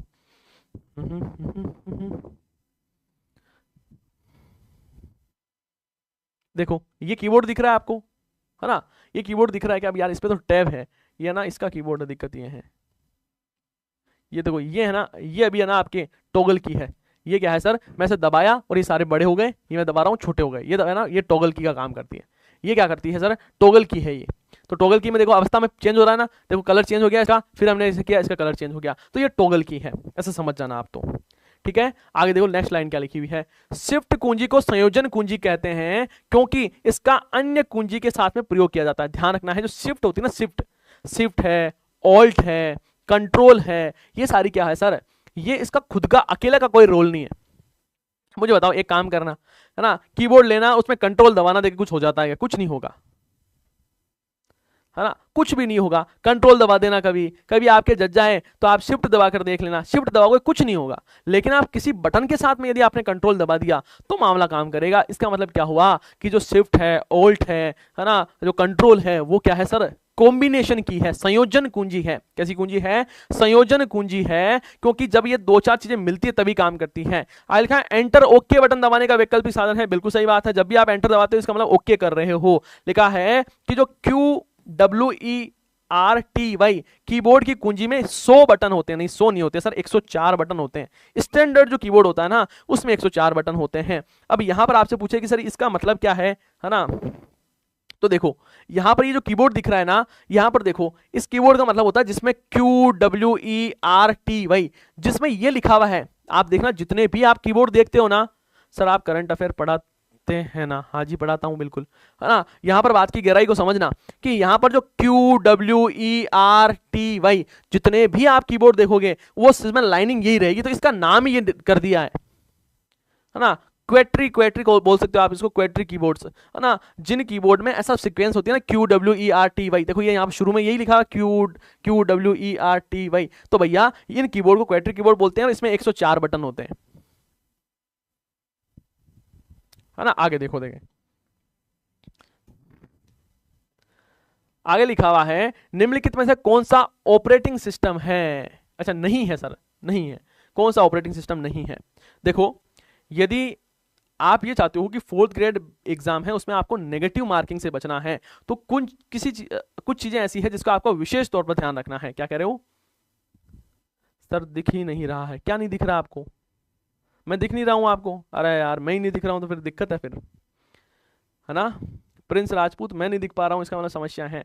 सर्वाधिक प्रयोग में की जाने वाली सर इनपुट डिवाइस है, बिल्कुल सही बात है आपकी। मैं आपको ये बता रहा था कि यदि आप नेगेटिव मार्किंग से बचना चाहते हो तो इसके लिए आपको कुछ चीजों को विशेष तौर पर ध्यान देना होगा। क्या सर, नेगेटिव मार्किंग से बचने के लिए एक तो क्वेश्चन को बहुत बेहतरीन ढंग से आपको पढ़ना है, जैसे जहां पर नहीं लिखा हुआ होता है, जहां पर सत्य लिखा हुआ होता है, जहां पर असत्य लिखा हुआ है, उनको बहुत बेहतरीन ढंग से पढ़ना है। नेगेटिव मार्किंग से बचने के लिए और आप कर सकते हो कि जो क्वेश्चन आपको 100% आता है उसी पर ही आपको टिक करके आना है। दूसरी बात, गोला भरते समय विशेष तौर पर ध्यान रखना है, कोई गलत गोला मत भर के आ जाना। कई बार आप गलत गोला भरने की वजह से नेगेटिव मार्किंग हो जाती है, और हर एक क्वेश्चन को बेहतरीन ढंग से आपको पढ़ना है। इन चीजों का आपको विशेष तौर पर ध्यान रखना है, ठीक है। हाँ, यहां पर देखो जैसे नहीं है, अब देखो अपन ने नहीं पढ़ा होता तो कितना गलत होता। मैं यहां पर कहता ऑपरेटिंग सिस्टम है विंडोज, ठक ये लो साहब, पर ये तो पूछा नहीं है, तो हमने कहा भैया लिनक्स तो है ना, विंडोज भी है ना। आगे हम कौन से पढ़कर आए थे, हमने लिनक्स पढ़कर आए थे सर। हम कौन सा पढ़कर आए थे सर, हम ऑपरेटिंग सिस्टम में विंडो ऑपरेटिंग सिस्टम पढ़कर आए थे, लिनक्स पढ़कर आए थे, हम डोस भी पढ़कर आए थे। लेकिन सर ये कौन सा है, ओरेकल नहीं पढ़कर आए थे सर। तो ध्यान रखना है, मेरी बात को बहुत गहराई से समझना। ऑपरेटिंग सिस्टम के एग्जाम्पल ही आपसे पूछे जाएंगे, तो एक तो याद रखना सर विंडो क्या है सर, ऑपरेटिंग सिस्टम है, ये आप सब जानते हो, कोई बड़ी बात नहीं है। एक है लिनक्स लिनक्स ओएस है, ये भी क्या है, ऑपरेटिंग सिस्टम है। एक एंड्रॉइड, एंड्रॉइड क्या है, आपसे पूछे कि बताओ साहब एंड्रॉइड क्या है, तो ये मोबाइल ओएस है, MOBILEOS क्या है सर, ये मोबाइल ऑपरेटिंग सिस्टम है। मैक डॉस, MSDOS ये भी एक क्या है सर, ऑपरेटिंग सिस्टम है, OS है, सॉरी ऑपरेटिंग सिस्टम है। और क्या है सर, और कौन सा रह गया मुझे बताओ, एक सर वो iOS रह गया, हाँ ना, iOS ये भी क्या है, ऑपरेटिंग सिस्टम है, ध्यान रखना है, ठीक है, समझ जाओगे मेरी बात को। ये सारे एग्जाम्पल है ऑपरेटिंग सिस्टम के। ऑपरेटिंग सिस्टम है ना, ओएस का विस्तार होता है। ऑपरेटिंग सिस्टम यूजर और कंप्यूटर के बीच में एक कड़ी के रूप में काम करता है, ध्यान रखना आप, है ना। हाँ हाँ, ओरेकल एक डाटाबेस है, बिल्कुल सही बात है। आप प्रत्येक स्लाइड में ब्लैंक स्पेस को सेट कर सकते हैं। स्लाइड में किसको सेट करोगे बताओ, यदि आप स्लाइड में हो और किसको सेट करना है तो किसको सेट कर सकते हो आप स्लाइड में, बताओ। डेट एंड टाइम को कर सकते हैं क्या, स्लाइड की संख्या, फुटर या उपयोग सभी। तो ध्यान रखना है सर, प्रत्येक स्लाइड में हम डेट और टाइम भी ऐड कर सकते हैं। स्लाइड क्या होती है पता है क्या, पावर पॉइंट का जो होता है ना, power point, PP power point, उसकी जो प्रेजेंटेशन होती है उसमें प्रत्येक जो पेज होता है उसको स्लाइड बोलते हैं। जैसे ये जो आप देख रहे हो ना, ये एक स्लाइड है, slide number 1, slide number 2, slide number 3, ऐसी ये स्लाइड्स है ना। ये क्या है सर, स्लाइड से ध्यान देना है। तो आपको बात को समझना कि जो स्लाइड्स है ये क्या होती हैं, एमएस जो पावर पॉइंट है उसका एक पेज को स्लाइड हम बोलते हैं, और उस पर आप हेड जो आपके टाइम एंड डेट चेंज डाल सकते हो, उसमें स्लाइड का नंबर डाल सकते हो, उसमें फुटर डाल सकते हो, उपयोग सभी डाल सकते हो। तो सारे ही सत्य हो जाते हैं भैया, सारे ही क्या हो जाते हैं, सत्य हो जाते हैं। आगे देखो, लेजर प्रिंटर एक प्रकार का है। पहली बात तो प्रिंटर क्या होते हैं सर, सारे प्रिंटर है वो आउटपुट डिवाइस है। प्रिंटर क्या है, आउटपुट डिवाइस है, ध्यान रखना है। और ये आउटपुट प्रिंट करता है किस पर, कागज के रूप में प्रिंट करता है। सर मुझे अच्छे यार टॉपिक पेपर में नहीं आते हैं, मुझे अच्छे से यार टॉपिक के पेपर में नहीं आते यार, ऐसा होता है, सबको ही लगता है कि जो मैं पढ़ कर गया हूँ वही नहीं आया था, यदि मैं चला जाता। तो ऐसी कुछ चीजें नहीं होती। जब आप एग्जाम देकर आते हो तब आपको जो क्वेश्चन आपने कर दिए ना उस पर आपको कभी भी ऐसा ना, उसके बारे में आप नहीं सोचते हो। ह्यूमन टेंडेंसी है। जैसे आप मान लो कोई एग्जाम में क्वेश्चन आया कि प्रिंटर कैसा है, आप कहोगे यार ये तो आउटपुट डिवाइस है, तुरंत करके आ गए। अब लेकिन एक क्वेश्चन यदि आपका ऐसा आ गया जो थोड़ा सा डिफिकल्ट लेवल का है, तो चर्चाएं सब उसी पर ही करेंगे। जो क्वेश्चन आपने पढ़ लिया है, जो आपने राइट कर लिया ना, उस पर आपने ज़्यादा चर्चा करते नहीं। आपको लगता है यार वो क्वेश्चन तो मेरे को आता ही है, लेकिन वो भी तो आपने धीरे धीरे सीखा ही है कहीं ना कहीं से। तो सारे क्वेश्चन वैसे आपको यदि आते हैं तब तो वो ईजी हैं, और क्वेश्चन नहीं आता तो सारे क्वेश्चन हार्ड हैं। तो यहाँ पर समझना, प्रिंटर क्या है सर, एक आउटपुट डिवाइस है। पहली बात तो कैसी डिवाइस है, आउटपुट डिवाइस है। एक नंबर बात तो आउटपुट कैसे निकालता है सर, कागज पर आउटपुट निकालता है। जैसे आपने अपना एडमिट कार्ड निकाला है तो वो क्या है, आउटपुट डिवाइस से निकाला है, प्रिंटर से निकाला है। और प्रिंटर क्या होते हैं, दो प्रकार के होते हैं वैसे, है ना। नॉर्मली हम बात करें तो प्रिंटर दो प्रकार के होते हैं। एक तो होता है इंपैक्ट प्रिंटर, इंपैक्ट प्रिंटर, और एक होता है non impact printer, non impact printer. मतलब क्या हुआ सर इस बात का, इस बात का मतलब होता है, तो इंपैक्ट का मतलब होता है टकराना। आप तो इतना सा बात समझना, इंपैक्ट का मतलब है टकराना। जैसे दो चीजें जब आपस में से टकराती है तो इंपैक्ट है। जिस प्रकार आपके शादी में वो ढोल बजाने वाला को देखा क्या, शादी में जो बैंड वाले आते हैं ना, अब उसमें जो एक बिल्कुल ऐसा मेरा जैसा कोई आदमी होता ना, उसको वो दो ऐसे भरने वाले दे देते हैं, उसको कुछ नहीं करना, ना तो उसको कोई बढ़िया एक्सपीरियंस की आवश्यकता है, ना कोई सीखने की आवश्यकता है, उसको कुछ नहीं करना, वो आपस में ऐसे बजाते रहना है बस, है ना। वो बड़े बड़े से गोल गोल से आते हैं, है ना, ऐसे गोल गोल ऐसे, इसका ऐसे यहाँ पकड़ने का होता है, यहाँ एक गोल गोल पकड़ने का होता है। और वो क्या करता है साहब, पकड़ के ऐसे इंपैक्ट मारता रहता है। उसको कुछ नहीं करना, उसको एक ही काम करना है, इंपैक्ट क्रिएट करना है। इंपैक्ट करता जाएगा और ध्वनि आती जाएगी। इसका मतलब क्या हुआ सर, इसका मतलब दो चीजें समझ में आई सर। इंपैक्ट का मतलब होता है आपस में मारना, और जब आप इंपैक्ट करते हो तब ध्वनि उत्पन्न होती है। क्या होती है सर, ध्वनि उत्पन्न होती है। इसका मतलब क्या हुआ, इसका मतलब सर इंपैक्ट प्रिंटर है ना, उसमें आवाज आती है, खड़खड़ा खड़ खड़खड़ा खड़ खड़खड़ा खड़, ऐसी आवाज आती रहती है। तो मतलब चोट देने पर जो ध्वनि उत्पन्न होती है, ऐसे प्रिंटर को इंपैक्ट प्रिंटर बोलते हैं। सर और समझाओ, आप कभी कोर्ट में गए हो क्या, है ना सर। कोर्ट में हम क्यों गए, है ना, हम क्यों जाएं सर कोर्ट में, हमने ऐसा कौन सा गलत काम कर दिया। गलत काम तो नहीं कर दिया, लेकिन कोई वकील के साथ में कभी गए होंगे। वहां पर आप देखोगे कि जो टाइपराइटर्स होता है वो ऐसे खटखड़ाहट खटखड़ाहट ऐसे टाइप करता है है ना, ऐसा बड़ा सा होता है, फिर ऐसे घुमाता है, फिर ऐसे टाइप करता है, फिर घुमाता है, बड़ी तेज तेज से आवाज आती है।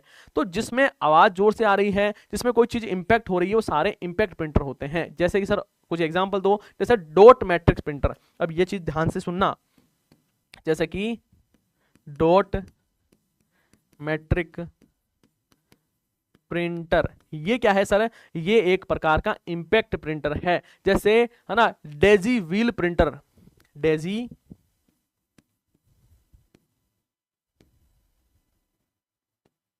व्हील, डेजी व्हील प्रिंटर होता है ना, इसमें पता क्या होता है, इसमें एक पहिया जैसा होता है और उस पहिए पर बने होते हैं, फिर वो इंपैक्ट मारता है, ये डेजी व्हील प्रिंटर है। दूसरी बात है कि यहाँ पर नॉन इंपैक्ट प्रिंटर क्या होता है, जिसमें ध्वनि वनि कुछ नहीं होती है, ना कोई कागज पर चोट लगती है ना, जैसे आपके इंक जेट प्रिंटर है। जैसे क्या है, इंक जेट प्रिंटर है, इंक है वो ऐसा स्प्रे होती है, इंक जेट प्रिंटर। जैसे लेजर प्रिंटर है, लेजर है ना, जिस प्रकार थर्मल प्रिंटर है ना, इंकजेंट है, लेजर है, थर्मल है, ये नॉन इंपैक्ट है। इसमें कोई, अब मुझे बताओ एक बार कि जैसे मान लो कि आप बस में बैठे हो और बस में यदि कंडक्टर आता है और कंडक्टर कहता है कि हाँ भैया कहाँ जाओगे, कि मैं तो यार फला गांव जाऊंगा, हाँ निकालो 60 रुपए, और वो यदि उसके पास में इंपैक्ट प्रिंटर होता ना, तो वो ऐसे लेता, खटखट ऐसे मारता है ना, और फिर आपके क्या निकल कर आता जो टिकट है वो निकल कर आता। लेकिन ऐसा होता नहीं है, क्योंकि वो क्या है, थर्मल प्रिंटर का यूज करता है। थर्मल प्रिंटर में कोई आवाज नहीं आती, और थर्मल प्रिंटर में ऐसा थर्मल की वजह से, थोड़ी गर्मी की वजह से क्या होता है, प्रिंट होती है, प्रिंट होकर आपको दे देते हैं। थर्मल प्रिंटर की एक दिक्कत यह है कि थर्मल प्रिंटर में प्रिंट की हुई चीज है,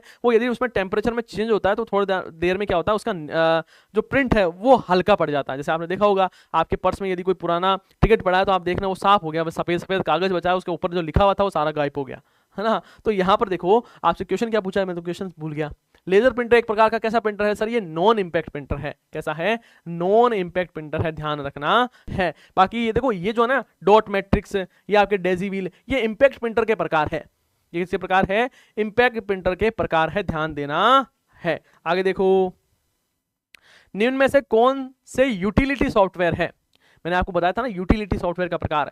यूटिलिटी सॉफ्टवेयर कौन होता है सर, एंटीवायरस है। वो क्या होता है, एक प्रकार का यूटिलिटी सॉफ्टवेयर है। ये क्या करता है, कंप्यूटर में जो मालवेयर है, जो वायरस है, उसको रोकता है, ढूंढता है, पकड़ता है, 2 चपेट लगाता है और मार देता है ना। इसका मतलब साहब ये क्या है, एंटीवायरस है, वो एक प्रकार का क्या है, यूटिलिटी सॉफ्टवेयर है, ध्यान रखना है ना। एंटीवायरस के बहुत सारे प्रकार है, जैसे एविरा है ना, एक आपके कैस्पर कैस है, सॉरी है ना, कुछ क्विक हील है, ये सारे क्या होते हैं, ये आपके एंटीवायरस होते हैं। कुल मिला के आपसे पूछे कि बताओ आपको जो यूटिलिटी सॉफ्टवेयर क्या काम में आते हैं, तो ध्यान रखना है कि ये क्या करते हैं, कंप्यूटर का विश्लेषण करते हैं, मैनेज करते हैं, कंप्यूटर को सुचारू रूप से चलाने में मदद करते हैं। जैसे एंटीवायरस है, फाइल मैनेजर है ना, फाइल मैनेजर,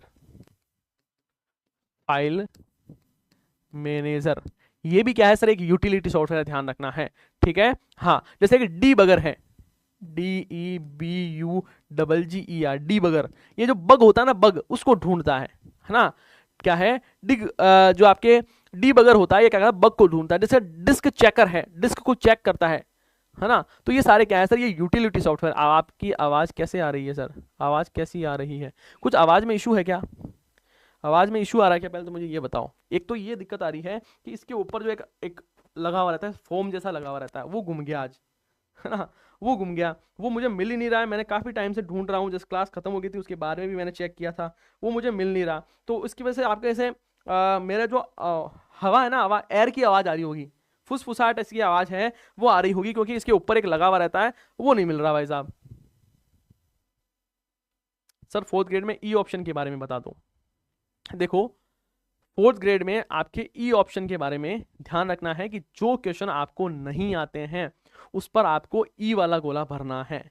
क्यों भरना है, कि यदि आपने 10% या उससे ज्यादा क्वेश्चन पर ई गोला नहीं भरा है तो आप डिस्क्वालीफाई हो जाओगे। तो विशेष तौर पर ध्यान रखना है, एग्जाम देने जा रहे हो तो ई वाला गोला का दिमाग में पहले से रखना है। वैसे आपको टाइम एक्स्ट्रा मिलेगा ई वाला गोला भरने के लिए। जिस क्वेश्चन को आपको देखकर लगता है कि ये मुझे बिल्कुल नहीं आता है ना मुझे आएगा, उस पर तुरंत ई भर दो, ठीक है। 10% या उससे ज्यादा ऐसे क्वेश्चन जिसमें आपने ई वाला गोला नहीं भरा है तो आप डिस्क्वालीफाई हो जाओगे, इस बारे में ध्यान रखना है, ठीक है। हाँ,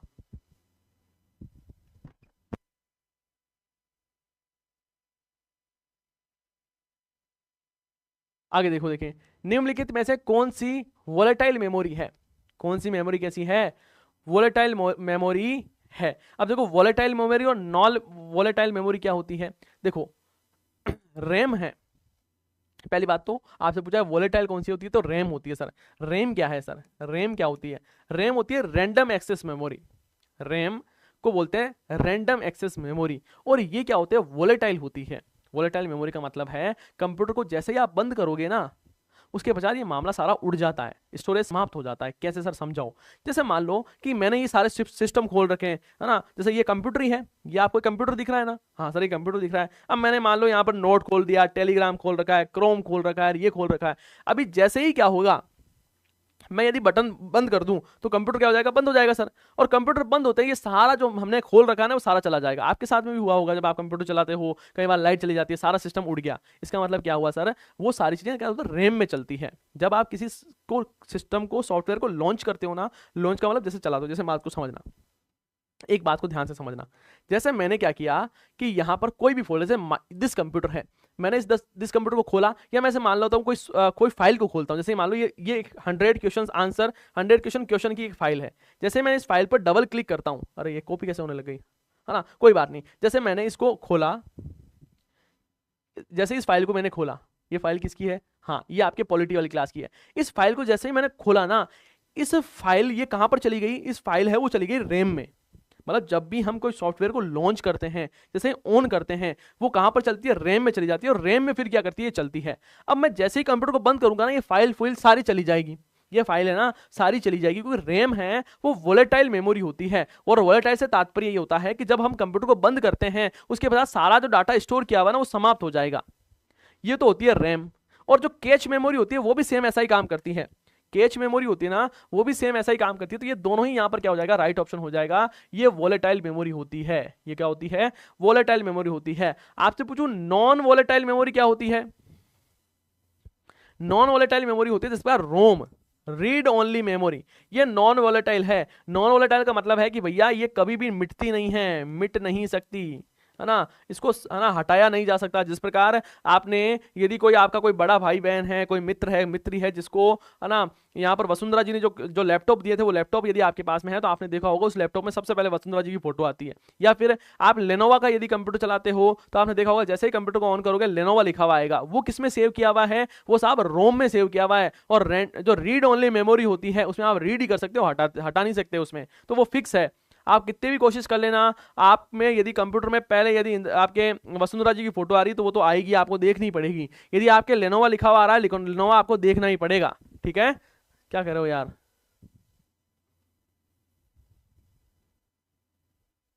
क्या कह रहे हो, यूं जमीन पर बैठकर क्यों आसमान देखता है, पंखों को खोल जमाना सिर्फ उड़ान देखता है। बिल्कुल बढ़िया, शानदार। आगे देखो, देखें एसक्यूएल क्या है, एसक्यूएल क्या है, एसक्यूएल क्या है भाई साहब, है ना, बताओ देखें। एसक्यूएल है, ये क्या है, फटाफट कमेंट करके आपको बताना है कि एसक्यूएल है ये क्या है ना। ये सर सिस्टम सॉफ्टवेयर है, एप्लीकेशन सॉफ्टवेयर है, डेटाबेस लैंग्वेज है, या यूटिलिटी सॉफ्टवेयर है, या क्या है, यूटिलिटी सॉफ्टवेयर है। खमाखणी गुरुजी, बिल्कुल खमाखणी आपको भी। हाँ बताओ देखिए फटाफट,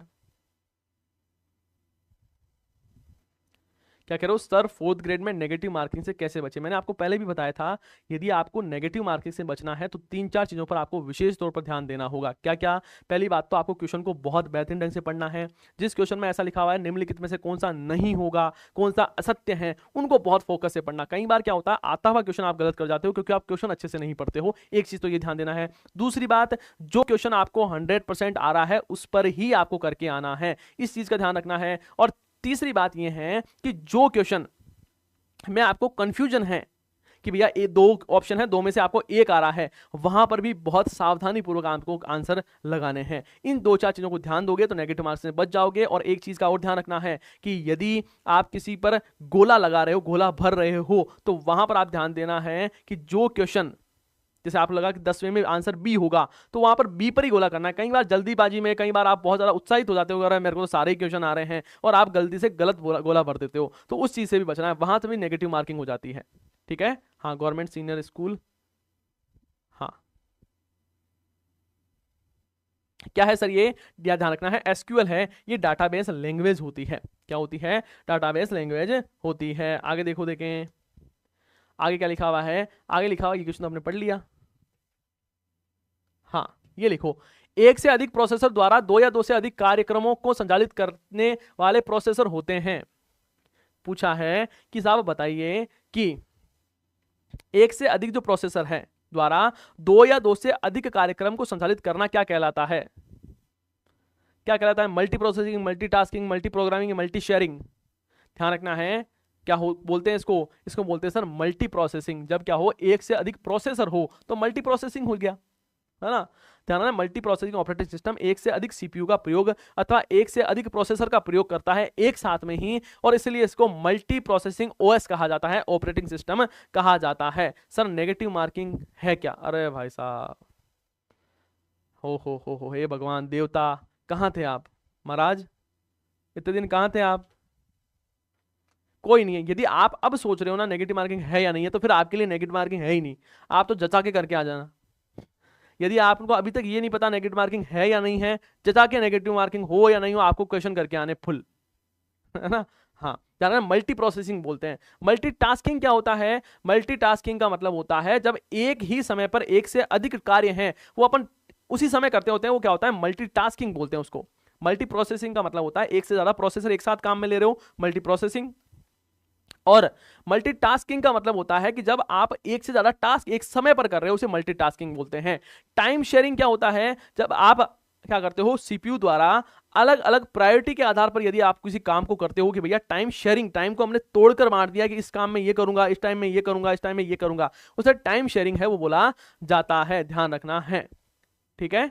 हाँ कर हे भगवान, ये क्या सुनना पड़ रहा है। सेल फोन इंटरनेट एक्सेस करने के लिए निम्न में से किसका प्रयोग करता है, बताओ। देखें, सेल फोन है ना, जो आपका फोन है, वो इंटरनेट एक्सेस करने के लिए किसका प्रयोग करता है, बताओ बताओ बताओ।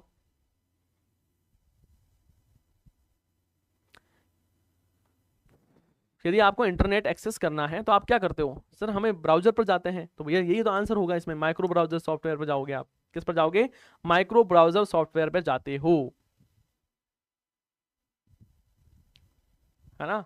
आगे देखो, देखें एमएस एक्सेल में कौन सा डाटा टाइप नहीं है, मतलब जब ये आप एमएस एक्सेल पर काम कर रहे हो तो कौन सा डाटा आप उसमें ऐड ऑन नहीं कर सकते हो, है ना। कौन सा डाटा है वो आप उसमें ऐड ऑन नहीं कर सकते हो। तो देखो, आप जैसे एमएस एक्सेल पर काम कर रहे हो, नंबर डाल सकते हो, है ना, करेंसी डाल सकते हो, डेट ऑन टाइम डाल सकते हो, लेबल नहीं डाल सकते, लेबलिंग नहीं कर सकते हो आप ना। एमएस एक्सेल पर लेबल है वो नहीं किया जा सकता है, नंबर डाल सकते हो, करेंसी डाल सकते हो, डेट ऑन टाइम डालना है, ये सारे डाटा टाइप आप डाल सकते हो, लेबल नहीं डाल सकते। ये क्वेश्चन कर लिया हमने। एमएस एक्सेल में कौन सा डाटा टाइप नहीं है, ये भी देख लिया हमने, लेबल नहीं है सर। आउटपुट के अनुसार इनपुट में बदलाव करने के लिए किसका प्रयोग किया जाता है, बताओ। देखें यहां पर पूछा है कि, क्या पूछा है, क्वेश्चन है आउटपुट के अनुसार इनपुट में यदि आपको बदलाव करने के लिए आप किसका प्रयोग करते हो, बताओ बताओ बताओ। आउटपुट के अनुसार इनपुट में यदि चेंज करना हो तो ध्यान रखना, आप गोल 6 कमांड का प्रयोग करते हैं। इसमें साथ में क्या होता है, वैल्यू में पुनर्नुमान के लिए गोल सीक का प्रयोग करते हैं हम, जो वैल्यूएशन है उसका यदि आप पुनः अनुमान लगाना है आपको, उसमें ये काम में आता है। ध्यान रखना है, यहां पर राइट आंसर होगा गोल सीक। गोल सीक है उसका प्रयोग आप करते हो किसके लिए, आउटपुट के अनुसार इनपुट में चेंज करना है आपको, उसके लिए। आगे देखो, विंडोज में चल रही अलग अलग एप्लीकेशन में से चयन करने के लिए किस शॉर्टकट का प्रयोग किया जाता है। जैसे मान लो आप विंडो चला रहे हो और आपको बहुत सारे, यदि आपने सॉफ्टवेयर खोल रखे हैं, तो उसमें यदि विंडोज में चल रहे हैं अलग अलग एप्लीकेशन को यदि आपको चयन करना है तो आप कंट्रोल प्लस टैब का यूज करते हो, कंट्रोल प्लस टैब का यूज करते हो। जैसे टैब दबाओगे तब ये आ जाएगा, उसके पीछे यदि आपने कुछ खोल रखा है तो वो आ जाएगा। तो ये दो चार चीजें एक साथ इसमें आप ओपन कर सकते हो, ध्यान रखना है।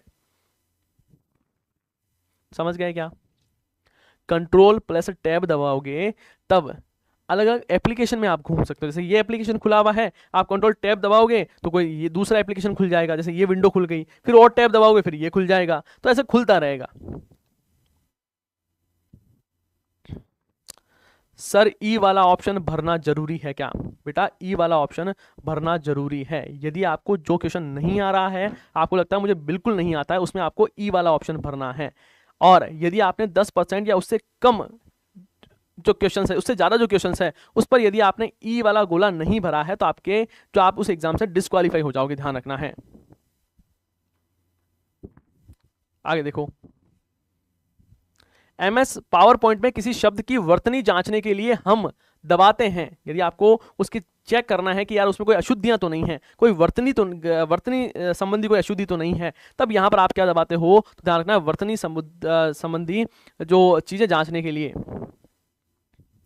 है ना, ग्रामेटिकल जो एरर है उसके लिए हम क्या दबाते हैं? F7 दबाते हैं। सर क्या दबाते हैं? F7। ध्यान रखना है, एमएस पावर पॉइंट में स्पेलिंग।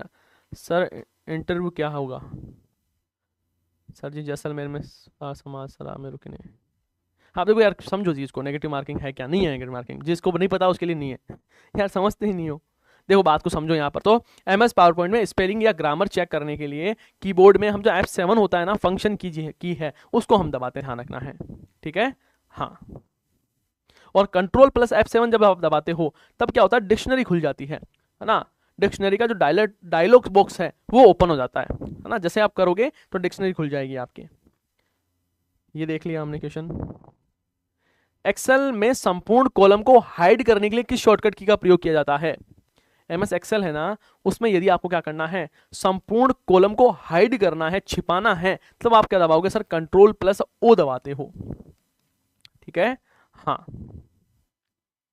समझ गए। आगे देखो, आगे बात करें अपन, लिखा है कंप्यूटर का ब्रेन होता है। क्या होता है कंप्यूटर का ब्रेन? कंप्यूटर का दिमाग क्या है? कंप्यूटर का दिमाग क्या है? तो ध्यान रखना, सीपीयू को सेंट्रल प्रोसेसिंग यूनिट बोलते हैं, इसे ही कंप्यूटर का दिमाग बोलते हैं। क्या होता है सर? ये सीपीयू है, ये सेंट्रल प्रोसेसिंग यूनिट है। सीपीयू को क्या बोलते हैं? सेंट्रल प्रोसेसिंग यूनिट कहा जाता है, और इसे ही कंप्यूटर का दिमाग कहा जाता है, सीपीयू। आगे देखो, माइक्रोसॉफ्ट ऑफिस में वर्कबुक किससे संबंधित है? देखो वर्कबुक जो होती है ना, वर्कबुक, माइक्रोसॉफ्ट ऑफिस में वर्कबुक का मतलब है एमएस एक्सेल। इसमें कई शीट्स होते हैं, कई चार्ट्स होते हैं, बहुत सारी शीट को जब हम आपस में मिलाते हैं उसे वर्कबुक कहा जाता है। एमएस एक्सेल में जब हम क्या करते हैं, जो एमएस एक्सेल है उसमें बहुत सारी क्या होती है? शीट्स होती हैं, बहुत सारे चार्ट्स होते हैं। जब आप शीट और चार्ट्स को मिलाते हो और मिलकर बनने वाला जो एक्सेल का जो दस्तावेज होता है उसे वर्कबुक बोलते हैं। उसे क्या बोलते हैं? वर्कबुक बोलते हैं। सर हाइड करने के लिए कंट्रोल एच, बिल्कुल सही बात है। आगे देखो, निम्नलिखित प्रिंटरों में से कौन सा एक डेजी व्हील प्रिंटर का प्रकार है? देखो मैंने अभी बताया था, डेजी व्हील कैसा है सर? इंपैक्ट प्रिंटर है सर। कैसा प्रिंटर है? इंपैक्ट प्रिंटर है, ध्यान रखना है। डेजी व्हील किस प्रकार का प्रिंटर है? डेजी व्हील एक इंपैक्ट प्रिंटर है, ध्यान रखना है। आगे देखो, कंप्यूटर के में शब्द पेरिफेरल डिवाइस का प्रयोग किसके लिए किया जाता है? पेरिफेरल डिवाइस का मतलब क्या होता है? देखो कंप्यूटर सिस्टम में जो बाहर से जो चीज अटैच की गई है ना, जिस पर हमने कीबोर्ड अटैच कर दिया, पिन डाल दी है ना, हमने यूएसबी डाल दिया, हमने माउस वाली पिन डाल दी, हमने अलग से कोई जो प्रिंटर है वो जोड़ दिया, हमने कोई स्कैनर जोड़ दिया, हमने स्पीकर वाले तार लगा दिए, ये जितने भी जो बाहर से हम जोड़ रहे हैं ना, ये पेरिफेरल डिवाइस होती है। ये सारी क्या होती है? पेरिफेरल डिवाइस होती है। कंप्यूटर सिस्टम के साथ में अटैच की गई कोई भी डिवाइस, कार्यालय से दूर उपकरण, बड़े पैमाने कंप्यूटर सिस्टम। हाँ, कंप्यूटर सी क्या होगा? ऑप्शन नंबर सी इसका क्या होगा? राइट आंसर होगा। कंप्यूटर सिस्टम के साथ में अटैच की गई कोई भी जो डिवाइस है उसको पेरिफेरल डिवाइस बोलते हैं, जो हम बाहरी रूप से लगाते हैं, है ना, बिल्कुल। आगे देखो, सॉफ्टवेयर कितने प्रकार के होते हैं साहब? मैंने ये सारी चीजें बता दी हैं।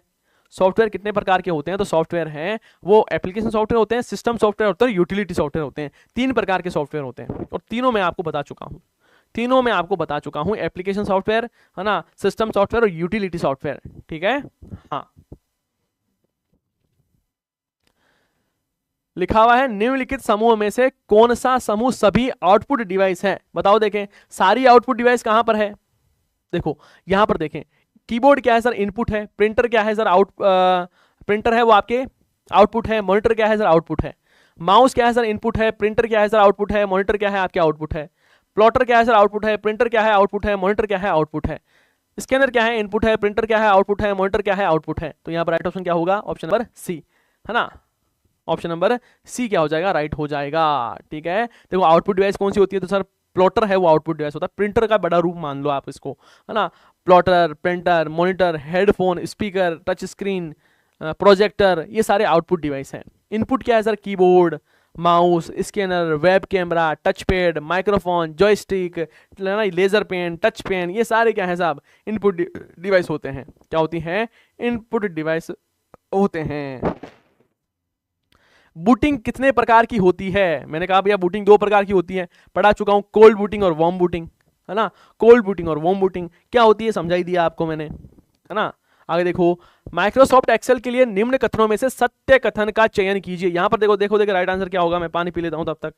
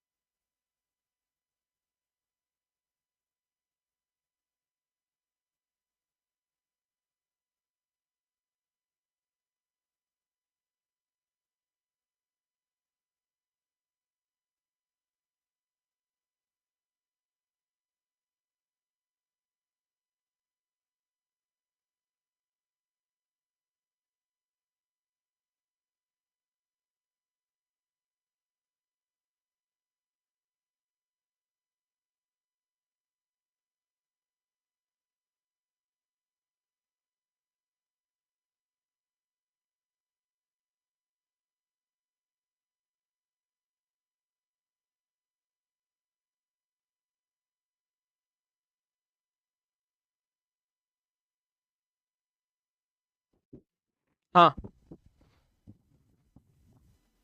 क्या कह रहे हो? 19 से 21 सितंबर तक राजस्थान में कहीं पर भी भूकंप आ सकता है। हाँ भूकंप, ये तुम भूकंप से कम थोड़ी ना हो। एमएस एक्सेल के लिए निम्न कथनों पर क्या करना है? कथनों पर असत्य कथन का चयन कीजिए। ये एक डॉस पर आधारित स्प्रेडशीट होती है। हाँ भैया, एमएस एक्सेल है वो क्या है? एमएस एक्सेल है वो एक स्प्रेडशीट प्रोग्राम है। कैसा है? डोस पर आधारित नहीं है सर। हाँ हाँ हाँ, माइक्रोसॉफ्ट एक्सेल है वो एक विंडोज पर आधारित है। डोस पर आधारित कैसे होगा? विंडोज पर आधारित है। हाँ हाँ, डोस पर नहीं है सर, ये विंडो का सॉफ्टवेयर है ना। तो ये तो क्या हो जाता है, हमें सत्य बताना, तो ये गलत हो गया। बाकी सारी चीज तो स्प्रेडशीट प्रोग्राम तो है, लिखा माइक्रोसॉफ्ट एक्सेल एक स्प्रेडशीट होती है, बिल्कुल सही हो जाता। लेकिन डोस पर नहीं है, विंडो पर आधारित है। इसके सूत्र निर्माण के लिए केवल सेल वैल्यू का प्रयोग किया जाता है। नहीं भैया, cell value plus cell address, cell value plus cell address दोनों आवश्यकता है। ठीक है, आगे लिखा हुआ है इसमें सूत्र निर्माण करने के लिए सूत्र के पहले बराबर का चिन्ह लगाया जाता है। बिल्कुल सही बात, बिल्कुल सही बात। तो हमें बताना सही है, तो हाँ एक ही सही है इसमें sir, option number C.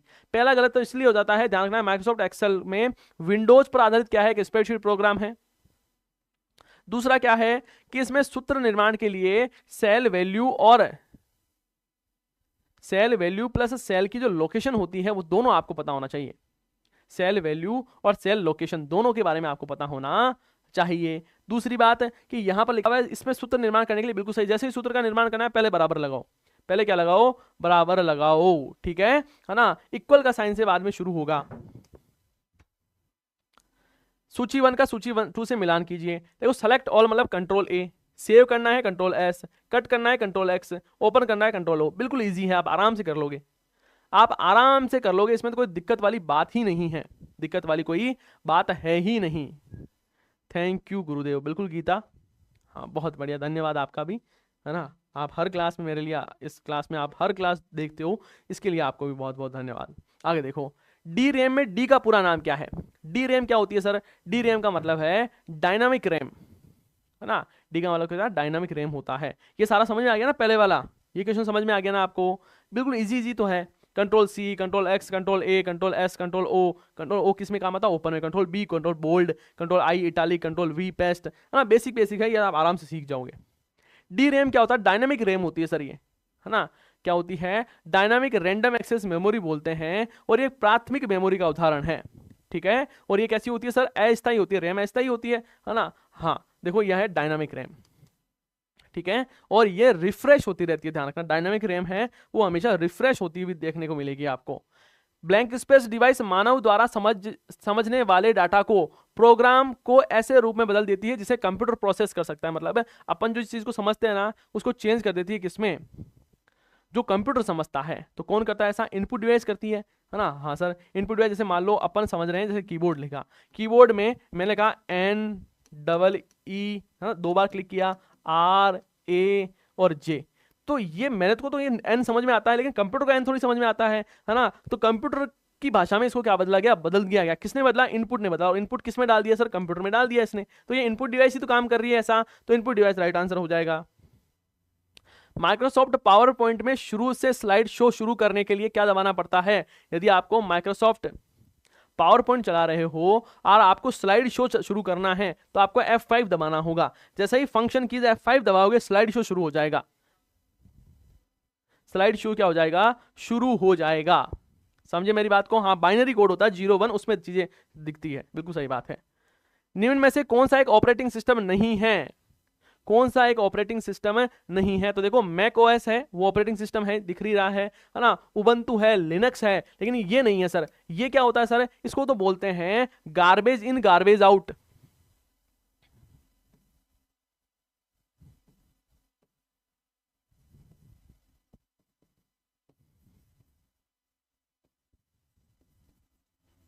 Garbage in garbage out, है ना। ये इनपुट और आउटपुट की शुद्धता का सिद्धांत होता है कि जितना आप एरर डालोगे उतनी एरर मिलेगी, है ना। मैं करूंगा कि भैया नीरज की स्पेलिंग होती है NEE की जगह मैंने A लिख दिया, फिर RAJ लिख दिया, और मैं एंटर दबाऊंगा तो भैया ये लिखाएगा। जितने आपने एरर डाली है उतनी एरर आपको वापस मिलेगी। इसे बोला था गार्बेज इन और गार्बेज आउट का सिद्धांत होता है ये, ठीक है। तो ये ऑपरेटिंग सिस्टम नहीं है, बाकी सारे ऑपरेटिंग सिस्टम है, ठीक है।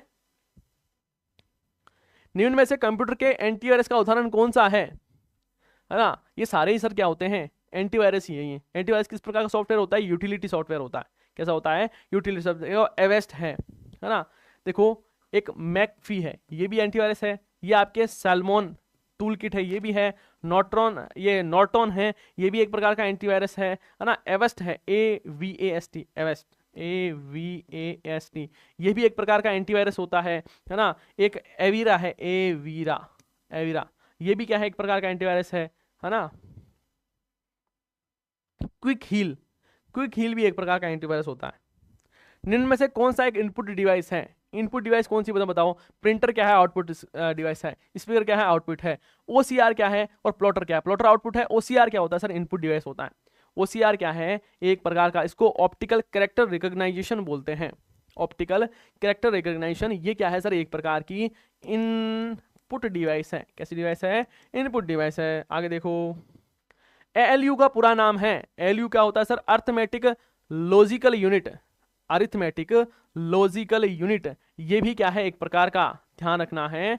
ALU इसको बोलते हैं अरिथमेटिक लॉजिकल यूनिट, और ये तार्किक गणनाएं करता है। कंप्यूटर में कौन सा ऐसा हिस्सा है जो तार्किक गणनाओं का काम करता है, तो ALU करता है, बताना है। अरिथमेटिक लॉजिकल यूनिट ऐसा काम करता है। स्प्रेडशीट एप्लीकेशन में एक स्प्रेडशीट में सेल की स्थिति या लोकेशन बताता है। कौन बताता है सेल की स्थिति या सेल का लोकेशन, सेल एड्रेस बताता है। मैं कहां पर हूं ये कौन बताएगा, मैं अभी कहां पर हूं ये कौन बताएगा सर, मेरा एड्रेस ही तो बताएगा यार। ये तो बेसिक सी बात है कि सर आपका एड्रेस बता देगा, तो सेल एड्रेस बता देगा कि भैया सेल कहां पर स्थित है। सेल एड्रेस ऐसा काम करता है। आगे देखो, निम्न में से शॉर्टकट कुंजी का कौन सा युग्म में से उसके अनुप्रयोग के सही सम्मिलित किया गया है। इटालियन फॉर्मेट, कौन सा फॉर्मेट, इटालियन फॉर्मेट होता है। ये क्या किससे का होता है सर, कौन सा बताना क्या है, हमें सही बताना है। तो भैया ये तो गलत हो गया सर पहले ही, क्योंकि यहाँ पर कंट्रोल आई से होता है इटैलिक। इटैलिक तिरछे हो जाते हैं, शब्द तिरछे हो जाते हैं ऐसे, ठीक है ना, तिरछे हो जाते हैं, ठीक है। हाँ आगे देखो, है ना। रिप्लेस करना हो तो कंट्रोल R, फॉन्ट परिवर्तन करना हो तो कंट्रोल D। नहीं सर, कंट्रोल D नहीं होता। कंट्रोल D से क्या होता है सर, फॉन्ट का चेंजेस होता है ना। सॉरी, मेरे कहने का मतलब ये है, क्या पूछा क्या है क्वेश्चन में, क्वेश्चन पूछा सही कौन सा है, तो ये तो सही नहीं है ना। रिप्लेस करना है, रिप्लेस इससे नहीं होगा, रिप्लेस हम पढ़कर आए हैं। कंट्रोल P से क्या होता है, पेस्ट होता है कि नहीं सर, कंट्रोल V से पेस्ट होता है। तो मतलब फॉन्ट का चेंज करना है तो कंट्रोल D से फॉन्ट चेंज हो जाएगा, बिल्कुल सही बात है। देखो समझना, कंट्रोल A दबाते हो तो सेलेक्ट होता है, कंट्रोल B दबाते हो बोल्ड होता है, कंट्रोल C दबाते हो कॉपी होता है, कंट्रोल D दबाते हो फॉन्ट रिप्लेस होता है, कंट्रोल E दबाते हैं तो अलाइनमेंट चेंज होता है।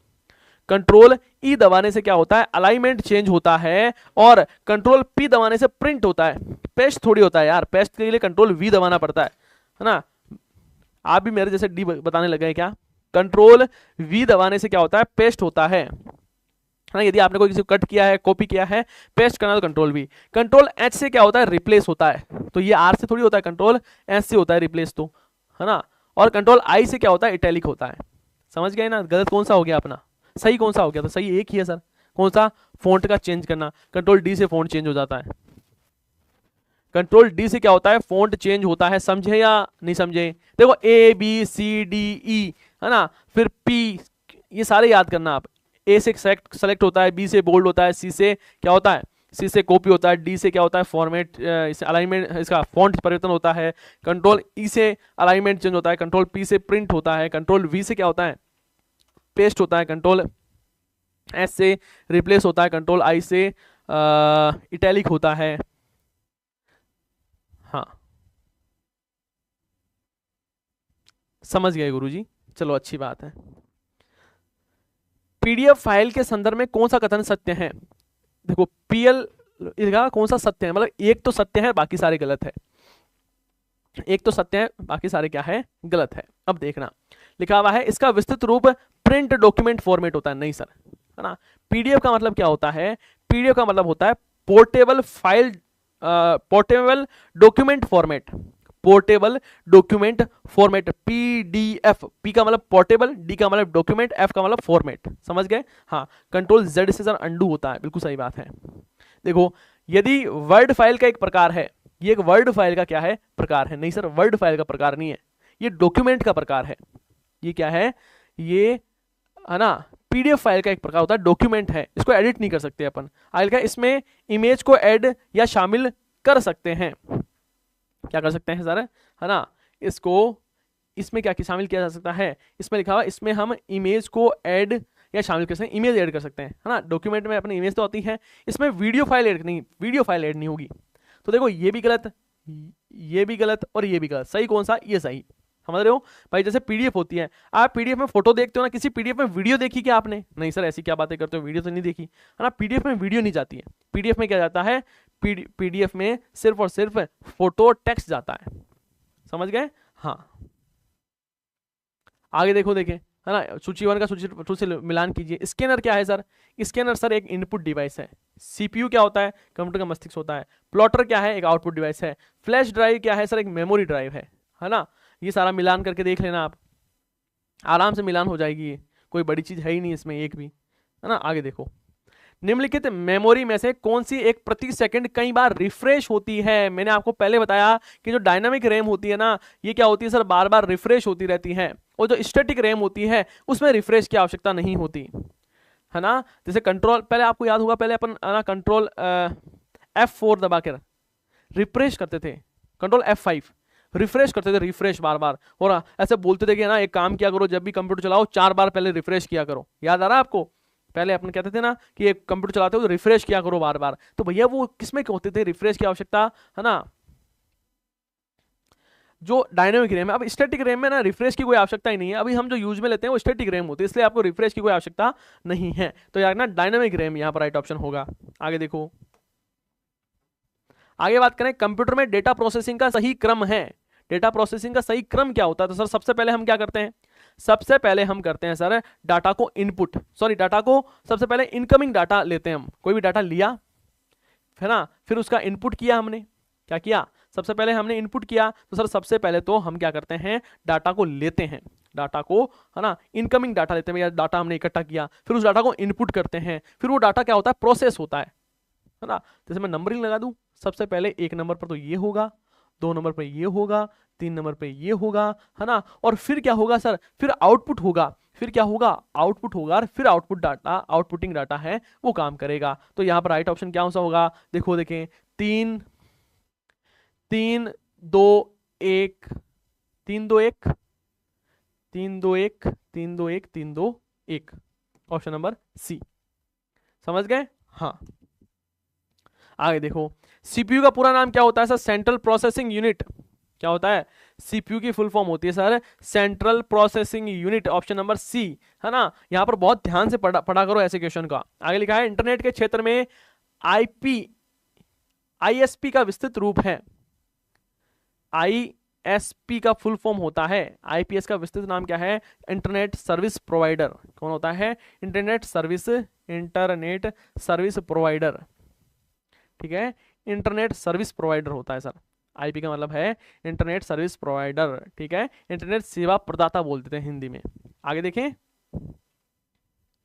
पहले से ही खुली पावर पॉइंट प्रेजेंटेशन में नई स्लाइड इंसर्ट करने के लिए प्रयुक्त किया जाता है। पावर पॉइंट में नई स्लाइड जोड़नी है ना आपको, तो आप कंट्रोल एम दबाते हो। क्या दबाते हो?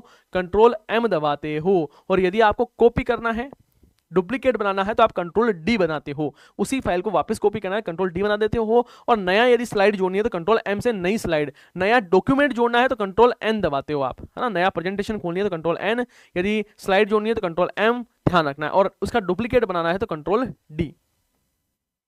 निम्न में से कौन सा सत्य नहीं है, मतलब है ना, गलत बताना है भैया। लाइट प्रिंटर इंपैक्ट प्रिंटर का प्रकार है ना, ये तो गलत है। पूछा है लाइट प्रिंटर, कौन सा सत्य नहीं है, कौन सा सत्य नहीं है, ध्यान रखना।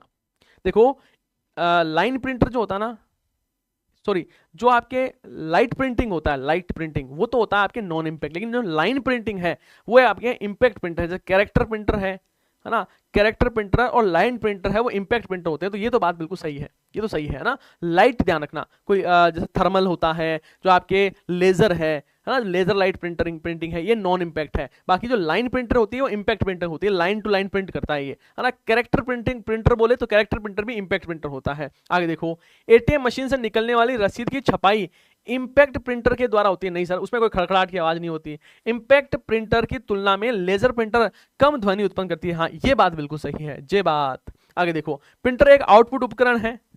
प्रिंटर क्या है? प्रिंटर क्या है ना, एक आउटपुट प्रिंटर है, बिल्कुल सही बात है। हाँ सर, ये आउटपुट का काम करता है। हमें कौन सा सत्य नहीं है, तो ये सत्य नहीं है भैया, ये सत्य नहीं है। बी क्या होगा यहाँ पर राइट आंसर होगा, बी क्या होगा राइट आंसर होगा। आगे देखो, निम्नलिखित में से कौन सा कथन असत्य है, गलत कौन सा है पूछा है, गलत कौन सा है ये पूछा है। देखो देखें, कैश मेमोरी कंप्यूटर की सबसे तेज मेमोरी होती है, बिल्कुल सही बात है। मैग्नेटिक डिस्क सेकेंडरी मेमोरी का प्रकार है, ये भी सही बात है। डायनामिक रैम समय समय पर रिफ्रेश होती है, हाँ सर। पेन ड्राइव एक प्रकार की प्राइमरी मेमोरी है, नहीं सर, प्राइमरी नहीं होती, सेकेंडरी मेमोरी होती है पेन ड्राइव। पेन ड्राइव क्या होती है? सेकेंडरी मेमोरी होती है, ध्यान रखना है ना। सेकेंडरी मेमोरी होती है। प्राइमरी मेमोरी क्या होती है सर? ध्यान रखना, रैम है, डी रैम है, एस रैम है, ये जो है ना स्टैटिक रैम, डायनामिक रैम और रैम, ये सारी आपकी क्या होती है?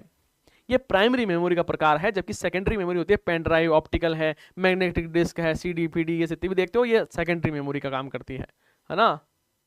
बिल्कुल आपका सर जी आशीर्वाद, बिल्कुल आप, हमारा आशीर्वाद आपके साथ में सदैव है, मस्त रहा करो आप। तो आगे देखो, देखें वर्तमान में भीम यूपीआई एक बहुप्रसिद्ध भुगतान ऐप है जिसका पूर्ण रूप क्या है, मुझे बताओ। भीम का पूर्ण रूप क्या है? ध्यान, Bharat interface for money, Bharat interface for money. Option number D क्या होगा? सही होगा, ध्यान रखना है ना। भीम जो यूपीआई सिस्टम है ये एक क्या है? एकीकृत भुगतान एप्लीकेशन है जिसकी शुरुआत है वो 2016 में हुई थी। कब हुई थी शुरुआत? 2016 में इसकी शुरुआत हुई थी, ध्यान देना है। क्लियर बात है? तो यहां पर हमारी आज की जो क्लास है वो हो जाती है कंप्लीट। हमने लगभग सभी क्वेश्चन है वो कंप्लीट कर लिए हैं। आई होप ये सेशन आपको अच्छा लगा है। यदि आज का ये सेशन आपको अच्छा लगा है, आपको लगता है कि हाँ सर हमें बहुत सारी चीज़ें नई सीखने को मिली है, तो सेशन को लाइक करना है और आपके सभी साथियों के साथ में सेशन को शेयर जरूर करना है। आप सभी का बहुत बहुत धन्यवाद। हम मिलते हैं नेक्स्ट सेशन में। जय हिंद, जय भारत।